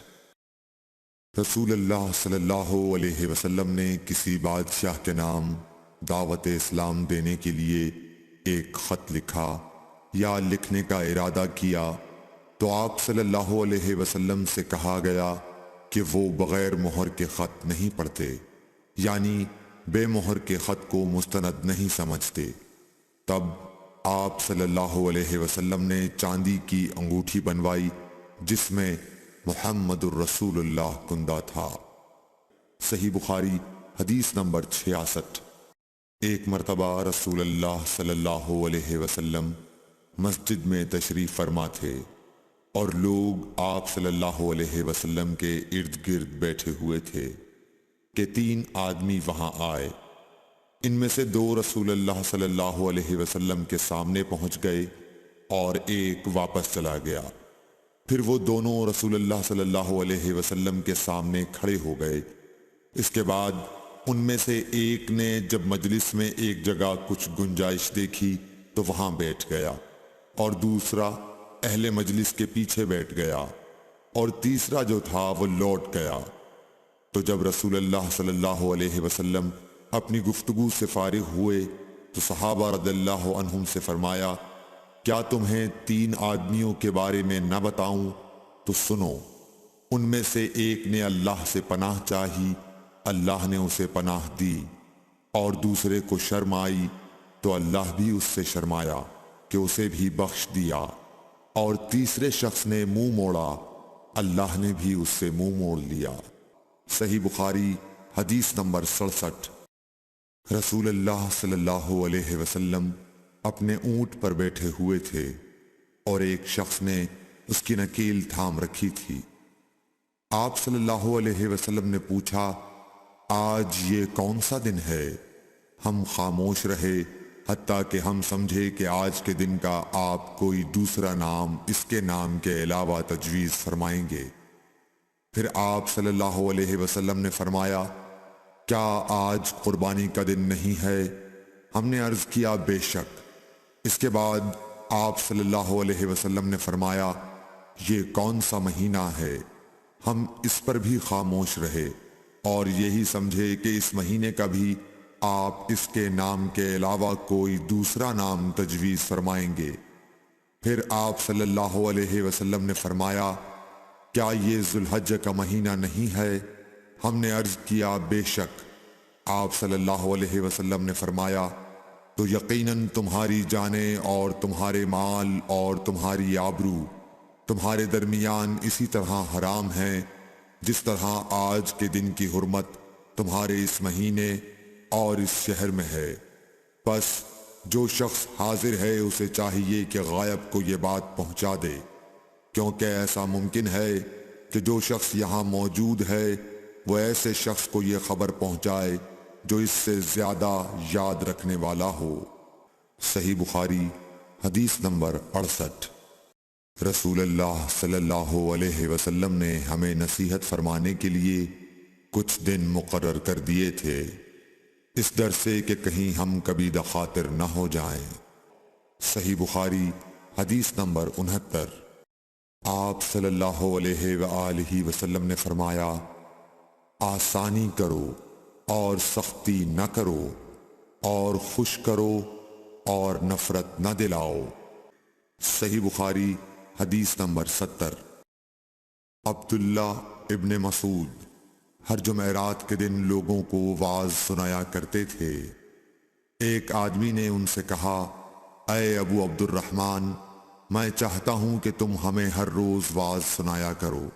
انہوں نے فرمایا، تو سن لو کہ مجھے اس امر سے کوئی چیز مانع ہے تو یہ کہ میں یہ بات پسند نہیں کرتا کہ کہیں تم تنگ نہ ہو جاؤ، اور میں وعظ میں تمہاری فرصت کا وقت تلاش کیا کرتا ہوں، جیسا کہ رسول اللہ صلی اللہ علیہ وسلم اس خیال سے کہ ہم کبھی دخاطر نہ ہو جائیں وعظ کے لیے ہمارے اوقات فرصت کا خیال رکھتے تھے۔ صحیح بخاری حدیث نمبر 71۔ رسول اللہ صلی اللہ علیہ وسلم نے فرمایا، جس شخص کے ساتھ اللہ تعالی بھلائی کا ارادہ کرے اسے دین کی سمجھ عنایت فرما دیتا ہے، اور میں تو محض تقسیم کرنے والا ہوں، دینے والا تو اللہ ہی ہے، اور یہ امت ہمیشہ اللہ کے حکم پر قائم رہے گی، اور جو شخص ان کی مخالفت کرے گا انہیں نقصان نہیں پہنچا سکے گا یہاں تک کہ اللہ کا حکم قیامت آ جائے اور یہ عالم فنا ہو جائے۔ صحیح بخاری حدیث نمبر 72۔ عبداللہ بن عمر رضی اللہ تعالی عنہ کہتے تھے کہ ہم رسول اللہ صلی اللہ علیہ وسلم کی خدمت میں حاضر تھے کہ آپ صلی اللہ علیہ وسلم کے پاس کھجور کا ایک گابھا لایا گیا۔ اسے دیکھ کر آپ نے فرمایا کہ درختوں میں ایک درخت ایسا ہے اس کی مثال مسلمان کی طرح ہے۔ ابن عمر کہتے ہیں کہ یہ سن کر میں نے ارادہ کیا کہ عرض کروں کہ وہ درخت کھجور کا ہے، مگر چونکہ میں سب میں چھوٹا تھا اس لیے خاموش رہا۔ پھر رسول اللہ صلی اللہ علیہ وسلم نے خود ہی فرمایا کہ وہ کھجور ہے۔ صحیح بخاری حدیث نمبر 73۔ رسول اللہ صلی اللہ علیہ وسلم کا ارشاد ہے کہ حسد صرف دو باتوں میں جائز ہے، ایک تو اس شخص کے بارے میں جسے اللہ نے دولت دی ہو اور وہ اس دولت کو راہ حق میں خرچ کرنے پر بھی قدرت رکھتا ہو، اور ایک اس شخص کے بارے میں جسے اللہ نے حکمت کی دولت سے نوازا ہو اور وہ اس کے ذریعے سے فیصلہ کرتا ہو اور لوگوں کو اس حکمت کی تعلیم دیتا ہو۔ صحیح بخاری حدیث نمبر 74۔ رسول اللہ صلی اللہ علیہ وآلہ وسلم نے فرمایا، ایک دن حضرت موسیٰ علیہ السلام بنی اسرائیل کی ایک جماعت میں بیٹھے ہوئے تھے کہ اتنے میں ایک شخص آیا اور اس نے آپ سے پوچھا، کیا آپ جانتے ہیں کہ دنیا میں کوئی آپ سے بڑھ کر عالم موجود ہے؟ حضرت موسیٰ علیہ السلام نے فرمایا، نہیں۔ اس پر اللہ تعالیٰ نے حضرت موسیٰ علیہ السلام کے پاس وحی بھیجی کہ ہاں، ہمارا بندہ خضر ہے جس کا علم تم سے زیادہ ہے۔ حضرت موسیٰ علیہ السلام نے اللہ سے دریافت کیا کہ خضر علیہ السلام سے ملنے کی کیا صورت ہے؟ اللہ تعالیٰ نے ایک مچھلی کو ان سے ملاقات کی علامت قرار دیا اور ان سے کہہ دیا کہ جب تم اس مچھلی کو گم کر دو تو واپس لوٹ جاؤ، تب خضر سے تمہاری ملاقات ہوگی۔ تب موسیٰ علیہ السلام چلے اور دریا میں مچھلی کی علامت تلاش کرتے رہے۔ اس وقت ان کے ساتھی نے کہا، جب ہم پتھر کے پاس تھے کیا آپ نے دیکھا تھا؟ میں اس وقت مچھلی کا کہنا بھول گیا اور شیطان ہی نے مجھے اس کا ذکر بھلا دیا۔ موسیٰ علیہ السلام نے کہا، اسی مقام کی ہمیں تلاش تھی۔ تب وہ اپنے نشانات قدم پر پچھلے پاؤں باتیں کرتے ہوئے لوٹے۔ وہاں انہوں نے خضر علیہ السلام کو پایا۔ پھر ان کا وہی قصہ ہے جو اللہ نے اپنی کتاب قرآن میں بیان کیا ہے۔ صحیح بخاری حدیث نمبر 75۔ حضرت ابن عباس رضی اللہ تعالی عنہ نے فرمایا کہ ایک مرتبہ رسول اللہ صلی اللہ علیہ وآلہ وسلم نے مجھے سینے سے لگا لیا اور دعا دیتے ہوئے فرمایا کہ اے اللہ، اسے علم کتاب قرآن عطا فرمائیو۔ صحیح بخاری حدیث نمبر 76۔ عبداللہ بن عباس رضی اللہ تعالی عنہ نے فرمایا کہ میں ایک مرتبہ گدھی پر سوار ہو کر چلا۔ اس زمانے میں بلوغ کے قریب تھا۔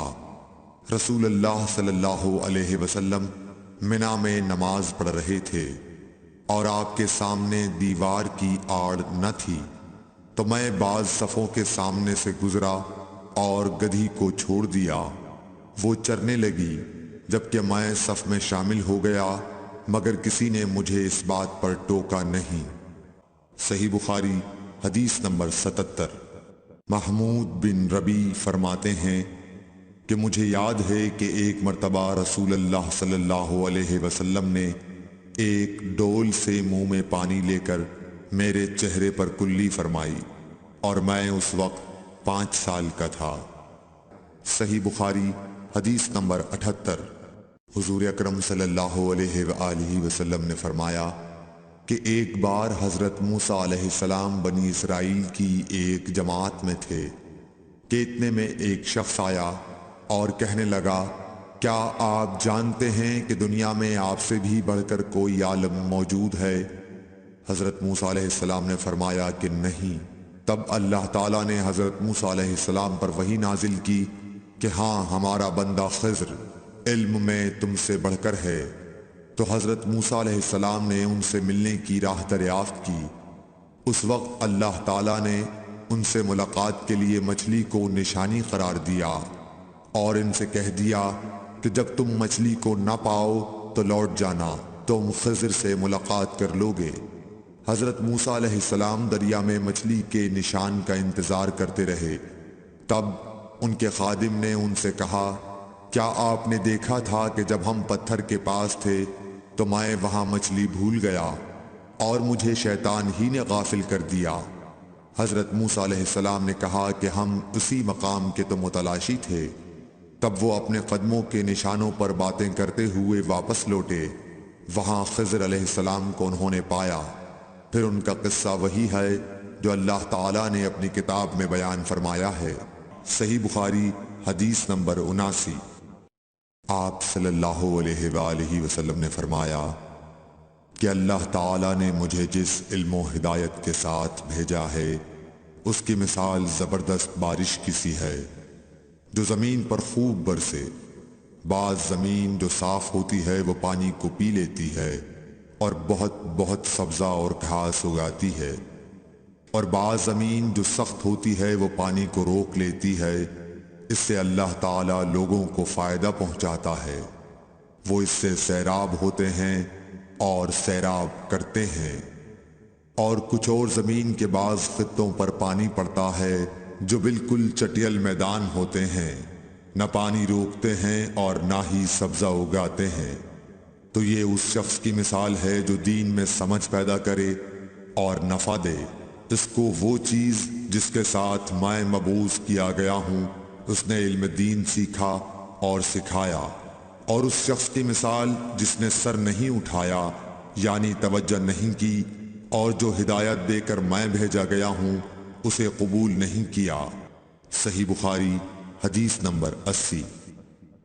رسول اللہ صلی اللہ علیہ وسلم نے فرمایا، علامت قیامت میں سے یہ ہے کہ دینی علم اٹھ جائے گا اور جہل ہی جہل ظاہر ہو جائے گا، اور اعلانیہ شراب پی جائے گی اور زنا پھیل جائے گا۔ صحیح بخاری حدیث نمبر 81۔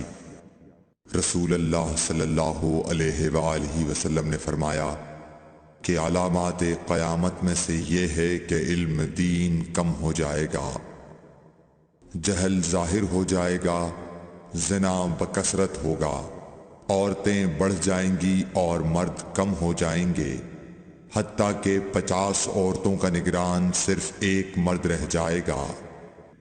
صحیح بخاری حدیث نمبر 82۔ رسول اللہ صلی اللہ علیہ وسلم نے فرمایا کہ میں سو رہا تھا، اسی حالت میں مجھے دودھ کا پیالہ دیا گیا، میں نے خوب اچھی طرح پی لیا، حتیٰ کہ میں نے دیکھا کہ تازگی میرے ناخنوں سے نکل رہی ہے۔ پھر میں نے اپنا بچا ہوا دودھ عمر بن الخطاب کو دے دیا۔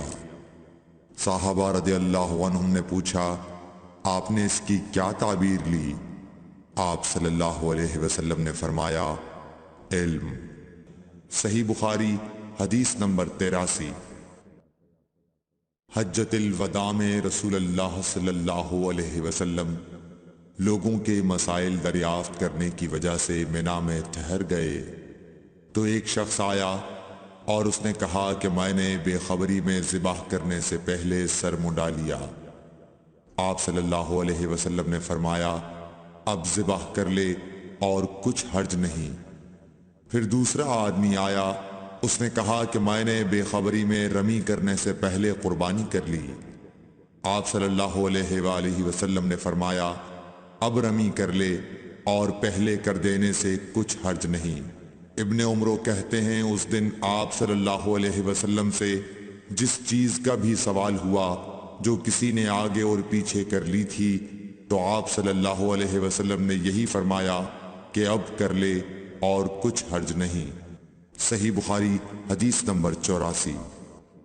نبی صلی اللہ علیہ وسلم سے آپ کے آخری حج میں کسی نے پوچھا کہ میں نے رمی کرنے یعنی کنکر پھینکنے سے پہلے ذبح کر لیا۔ آپ صلی اللہ علیہ وسلم نے ہاتھ سے اشارہ کیا اور فرمایا کچھ حرج نہیں۔ کسی نے کہا کہ میں نے ذبح سے پہلے حلق کر لیا۔ آپ صلی اللہ علیہ وسلم نے سر سے اشارہ فرما دیا کہ کچھ حرج نہیں۔ صحیح بخاری حدیث نمبر 85۔ آپ صلی اللہ علیہ وسلم نے فرمایا کہ ایک وقت ایسا آئے گا کہ جب علم اٹھا لیا جائے گا، جہالت اور فتنے پھیل جائیں گے اور حرج بڑھ جائے گا۔ آپ سے پوچھا گیا کہ یا رسول اللہ حرج سے کیا مراد ہے؟ آپ صلی اللہ علیہ وسلم نے اپنے ہاتھ کو حرکت دے کر فرمایا اس طرح گویا آپ صلی اللہ علیہ وسلم نے اس سے قتل مراد لیا۔ صحیح بخاری حدیث نمبر 86۔ ہم سے موسیٰ بن اسماعیل نے بیان کیا، ان سے وہیب نے، ان سے حشام نے فاطمہ کے واسطے سے نقل کیا، وہ اسما سے روایت کرتی ہیں کہ میں عائشہ رضی اللہ تعالی عنہا کے پاس آئی، وہ نماز پڑھ رہی تھیں۔ میں نے کہا لوگوں کا کیا حال ہے؟ تو انہوں نے آسمان کی طرف اشارہ کیا، یعنی سورج کو گرہن لگا ہے۔ اتنے میں لوگ نماز کے لیے کھڑے ہو گئے۔ حضرت عائشہ رضی اللہ تعالی عنہا نے کہا اللہ پاک ہے۔ میں نے کہا کیا یہ گرہن کوئی خاص نشانی ہے؟ انہوں نے سر سے اشارہ کیا یعنی ہاں۔ پھر میں بھی نماز کے لیے کھڑی ہو گئی، حتیٰ کہ مجھے غش آنے لگا تو میں اپنے سر پر پانی ڈالنے لگی۔ پھر نماز کے بعد رسول اللہ صلی اللہ علیہ وسلم نے اللہ تعالیٰ کی تعریف کی اور اس کی صفت بیان فرمائی۔ پھر فرمایا جو چیز مجھے پہلے دکھلائی نہیں گئی تھی آج وہ سب اس جگہ میں نے دیکھ لی، یہاں تک کہ جنت اور دوزخ کو بھی دیکھ لیا، اور مجھ پر یہ وحی کی گئی کہ تم اپنی قبروں میں آزمائے جاؤ گے۔ مثل یا قرب کا کون سا لفظ حضرت اسما نے فرمایا میں نہیں جانتی۔ فاطمہ کہتی ہیں یعنی فتنہ دجال کی طرح آزمائے جاؤ گے۔ کہا جائے گا قبر کے اندر کہ تم اس آدمی کے بارے میں کیا جانتے ہو؟ تو جو صاحب ایمان یا صاحب یقین ہوگا، کون سا لفظ فرمایا حضرت اسما نے مجھے یاد نہیں، وہ کہے گا وہ محمد اللہ کے رسول صلی اللہ علیہ وسلم ہیں جو ہمارے پاس اللہ کی ہدایت اور دلیلیں لے کر آئے تو ہم نے ان کو قبول کر لیا اور ان کی پیروی کی، وہ محمد صلی اللہ علیہ وسلم ہیں۔ 3 بار اسی طرح کہے گا، پھر اس سے کہہ دیا جائے گا کہ آرام سے سو جا، بے شک ہم نے جان لیا کہ تو محمد صلی اللہ علیہ وسلم پر یقین رکھتا تھا۔ اور بہرحال منافق یا شکی آدمی، میں نہیں جانتی کہ ان میں سے کون سا لفظ حضرت اسما نے استعمال کیا۔ تو وہ منافق یا شکی آدمی کہے گا کہ جو لوگوں کو میں نے کہتے سنا میں نے بھی وہی کہہ دیا، باقی میں کچھ نہیں جانتا۔ صحیح بخاری حدیث نمبر 87۔ قبیلہ عبد القیس کا وفد رسول اللہ صلی اللہ علیہ وسلم کی خدمت میں آیا۔ آپ صلی اللہ علیہ وسلم نے دریافت کیا کہ کون سا وفد آیا ہے یا یہ کون لوگ ہیں؟ انہوں نے کہا ربیعہ خاندان کے لوگ ہیں۔ آپ صلی اللہ علیہ وسلم نے فرمایا کہ مبارک ہو قوم کو آنا یا مبارک ہو اس وفد کو جو کبھی نہ رسوا ہو نہ شرمندہ ہو۔ اس کے بعد انہوں نے عرض کیا کہ ہم ایک دور دراز کونے سے آپ کے پاس آئے ہیں اور ہمارے اور آپ کے درمیان کفار مضر کا قبیلہ پڑتا ہے، اس کے خوف کی وجہ سے ہم حرمت والے مہینوں کے علاوہ اور ایام میں نہیں آ سکتے، اس لیے ہمیں کوئی ایسی قطعی بات بتلا دیجئے کہ جس کی ہم اپنے پیچھے رہ جانے والے لوگوں کو خبر دے دیں اور اس کی وجہ سے ہم جنت میں داخل ہو سکیں۔ تو آپ صلی اللہ علیہ وسلم نے انہیں 4 باتوں کا حکم دیا اور 4 سے روک دیا۔ اول انہیں حکم دیا کہ ایک اللہ پر ایمان لائیں، پھر فرمایا کہ کیا تم جانتے ہو کہ ایک اللہ پر ایمان لانے کا کیا مطلب ہے؟ انہوں نے عرض کیا اللہ اور اس کا رسول زیادہ جانتے ہیں۔ آپ صلی اللہ علیہ وسلم نے فرمایا ایک اللہ پر ایمان لانے کا مطلب یہ ہے کہ اس بات کا اقرار کرنا کہ اللہ کے سوا کوئی معبود نہیں، اور یہ کہ محمد صلی اللہ علیہ وسلم اللہ کے سچے رسول ہیں، اور نماز قائم کرنا، زکوٰۃ ادا کرنا اور ماہ رمضان کے روزے رکھنا، اور یہ کہ تم مال غنیمت سے 5واں حصہ ادا کرو، اور 4 چیزوں سے منع فرمایا، دبا، حنتم، مزفت کے استعمال سے، اور چوتھی چیز کے بارے میں شعبہ کہتے ہیں کہ ابو حمزہ بسا اوقات نقیر کہتے تھے اور بسا اوقات مقیر۔ اس کے بعد رسول اللہ صلی اللہ علیہ وسلم نے فرمایا کہ ان باتوں کو یاد رکھو اور اپنے پیچھے رہ جانے والوں کو بھی ان کی خبر کر دو۔ صحیح بخاری حدیث نمبر 88۔ عقبہ نے ابو احاب بن عزیز کی لڑکی سے نکاح کیا تو ان کے پاس ایک عورت آئی اور کہنے لگی کہ میں نے عقبہ کو اور جس سے اس کا نکاح ہوا ہے اس کو دودھ پلایا ہے۔ یہ سن کر عقبہ نے کہا مجھے نہیں معلوم کہ تو نے مجھے دودھ پلایا ہے، نہ تو نے کبھی مجھے بتایا ہے۔ تب سوار ہو کر رسول اللہ صلی اللہ علیہ وسلم کی خدمت میں مدینہ منورہ حاضر ہوئے اور آپ سے اس کے متعلق دریافت کیا تو آپ صلی اللہ علیہ وسلم نے فرمایا کس طرح تم اس لڑکی سے رشتہ رکھو گے حالانکہ اس کے متعلق یہ کہا گیا۔ تب عقبہ بن حارث نے اس لڑکی کو چھوڑ دیا اور اس نے دوسرا خاوند کر لیا۔ صحیح بخاری حدیث نمبر 89۔ حضرت عمر سے روایت ہے کہ میں اور میرا ایک انصاری پڑوسی دونوں اطراف مدینہ کے ایک گاؤں بنی امیہ بن زید میں رہتے تھے جو مدینے کے پورب کی طرف بلند گاؤں میں سے ہے۔ ہم دونوں باری باری حضرت صلی اللہ علیہ وسلم کی خدمت شریف میں حاضر ہوا کرتے تھے۔ ایک دن وہ آتا، ایک دن میں آتا۔ جس دن میں آتا اس دن کی وحی کی اور رسول اللہ صلی اللہ علیہ وسلم کی فرمودہ دیگر باتوں کی اس کو خبر دے دیتا تھا، اور جب وہ آتا تو وہ بھی اسی طرح کرتا۔ تو ایک دن وہ میرا انصاری ساتھی اپنی باری کے روز حاضر خدمت ہوا۔ جب واپس آیا تو اس نے میرا دروازہ بہت زور سے کھٹکھٹایا اور میرے بارے میں پوچھا کیا عمر یہاں ہیں؟ میں گھبرا کر اس کے پاس آیا۔ وہ کہنے لگا کہ ایک بڑا معاملہ پیش آ گیا ہے، یعنی رسول اللہ صلی اللہ علیہ وسلم نے اپنی بیویوں کو طلاق دے دی ہے۔ پھر میں اپنی بیٹی حفصہ کے پاس گیا، وہ رو رہی تھی۔ میں نے پوچھا کیا تمہیں رسول اللہ صلی اللہ علیہ وسلم نے طلاق دے دی ہے؟ وہ کہنے لگی میں نہیں جانتی۔ پھر میں نبی کی خدمت میں حاضر ہوا۔ میں نے کھڑے کھڑے کہا کہ آپ نے اپنی بیویوں کو طلاق دے دی ہے؟ آپ صلی اللہ علیہ وسلم نے فرمایا نہیں، یہ افواہ غلط ہے۔ تب میں نے تعجب سے کہا اللہ اکبر، اللہ بہت بڑا ہے۔ صحیح بخاری حدیث نمبر 90۔ ایک شخص حزم بن ابی کعب نے رسول اللہ کی خدمت میں آ کر عرض کیا یا رسول اللہ، فلاں شخص معاذ بن جبل لمبی نماز پڑھاتے ہیں، اس لیے میں جماعت کی نماز میں شریک نہیں ہو سکتا، کیونکہ میں دن بھر اونٹ چرانے کی وجہ سے رات کو تھک کر چکنا چور ہوتا ہوں اور طویل قرات سننے کی طاقت نہیں رکھتا۔ ابو مسعود راوی کہتے ہیں کہ اس دن سے زیادہ میں نے کبھی رسول اللہ صلی اللہ علیہ وسلم کو وعظ کے دوران اتنا غضبناک نہیں دیکھا۔ آپ صلی اللہ علیہ وسلم نے فرمایا اے لوگو، تم ایسی شدت اختیار کر کے لوگوں کو دین سے نفرت دلانے لگے ہو۔ سن لو، جو شخص لوگوں کو نماز پڑھائے تو وہ ہلکی پڑھائے، کیونکہ ان میں بیمار، کمزور اور حاجت والے سبھی قسم کے لوگ ہوتے ہیں۔ صحیح بخاری حدیث نمبر 91۔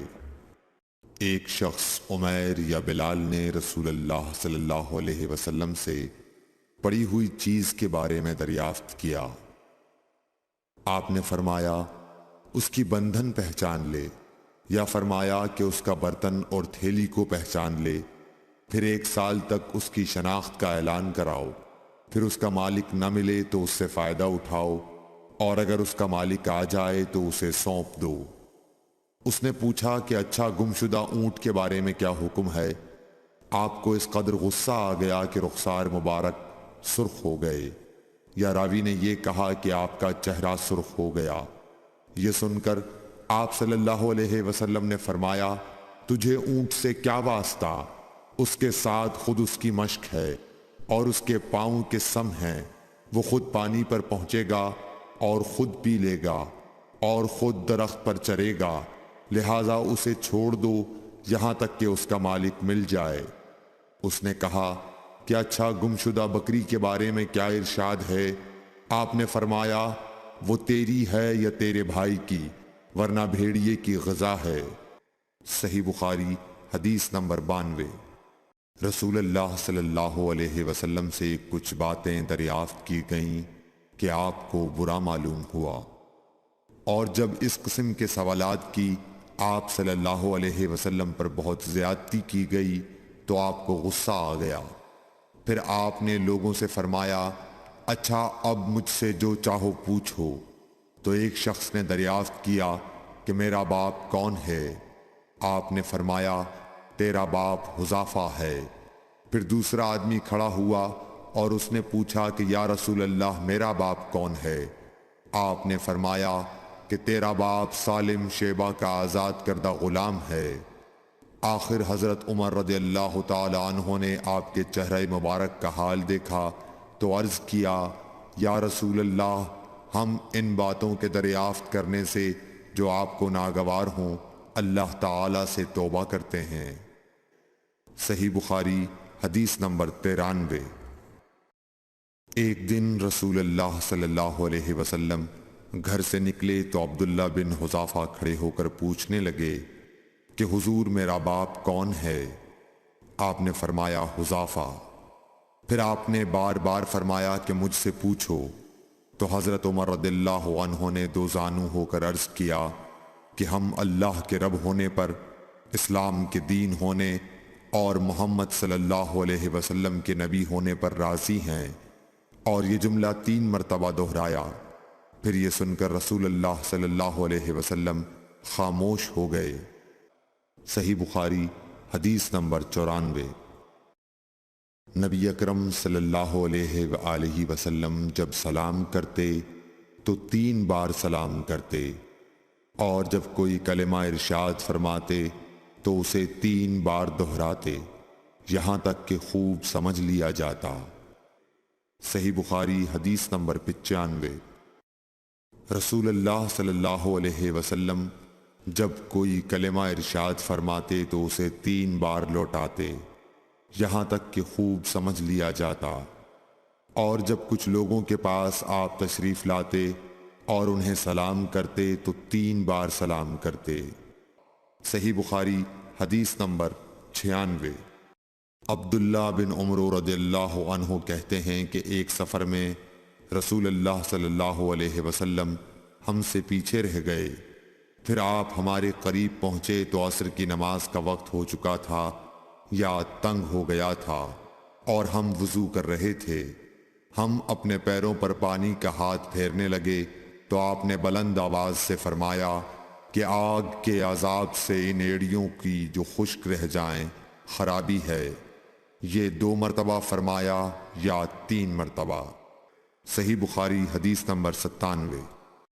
رسول اللہ صلی اللہ علیہ وسلم نے فرمایا کہ 3 شخص ہیں جن کے لیے دگنا اجر ہے، ایک وہ جو اہل کتاب سے ہو اور اپنے نبی پر اور محمد صلی اللہ علیہ وسلم پر ایمان لائے، دوسرے وہ غلام جو اپنے آقا اور اللہ دونوں کا حق ادا کرے، اور تیسرے وہ آدمی جس کے پاس کوئی لونڈی ہو جس سے شباشی کرتا ہے، اور اس کو تربیت دے تو اچھی تربیت دے، تعلیم دے تو عمدہ دے، پھر اسے آزاد کر کے اس سے نکاح کر لے تو اس کے لیے دگنا اجر ہے۔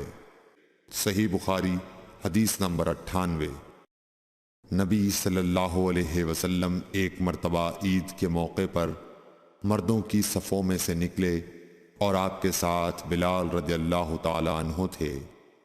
آپ کو خیال ہوا عورتوں کو خطبہ اچھی طرح نہیں سنائی دیا، تو آپ نے انہیں علیحدہ نصیحت فرمائی اور صدقے کا حکم دیا۔ یہ واز سن کر کوئی عورت بالی اور کوئی عورت انگوٹھی ڈالنے لگی، اور بلال رضی اللہ تعالی عنہ اپنے کپڑے کے دامن میں یہ چیزیں لینے لگے۔ صحیح بخاری حدیث نمبر 99۔ حضرت ابو ہریرہ رضی اللہ تعالی عنہ نے عرض کیا، یا رسول اللہ، قیامت کے دن آپ کی شفاعت سے سب سے زیادہ سعادت کسے ملے گی؟ تو رسول اللہ صلی اللہ علیہ وسلم نے فرمایا، اے ابو ہریرہ، مجھے یقین تھا کہ تم سے پہلے کوئی اس کے بارے میں مجھ سے دریافت نہیں کرے گا، کیونکہ میں نے حدیث کے متعلق تمہاری حرص دیکھ لی تھی۔ سنو، قیامت کے دن سب سے زیادہ فیضیاب میری شفاعت سے وہ شخص ہوگا جو سچے دل سے یا سچے جی سے لا الہ الا اللہ کہے گا۔ صحیح بخاری حدیث نمبر 100۔ رسول اللہ صلی اللہ علیہ وآلہ وسلم نے فرمایا کہ اللہ علم کو اس طرح نہیں اٹھا لے گا کہ اس کو بندوں سے چھین لے، بلکہ وہ پختہ کار علماء کو موت دے کر علم اٹھائے گا، حتیٰ کہ جب کوئی عالم باقی نہیں رہے گا تو لوگ جاہلوں کو سردار بنا لیں گے، ان سے سوالات کیے جائیں گے اور وہ بغیر علم کے جواب دیں گے، اس لیے خود بھی گمراہ ہوں گے اور لوگوں کو بھی گمراہ کریں گے۔ Thanks for watching. Don't forget to like, comment, share and subscribe to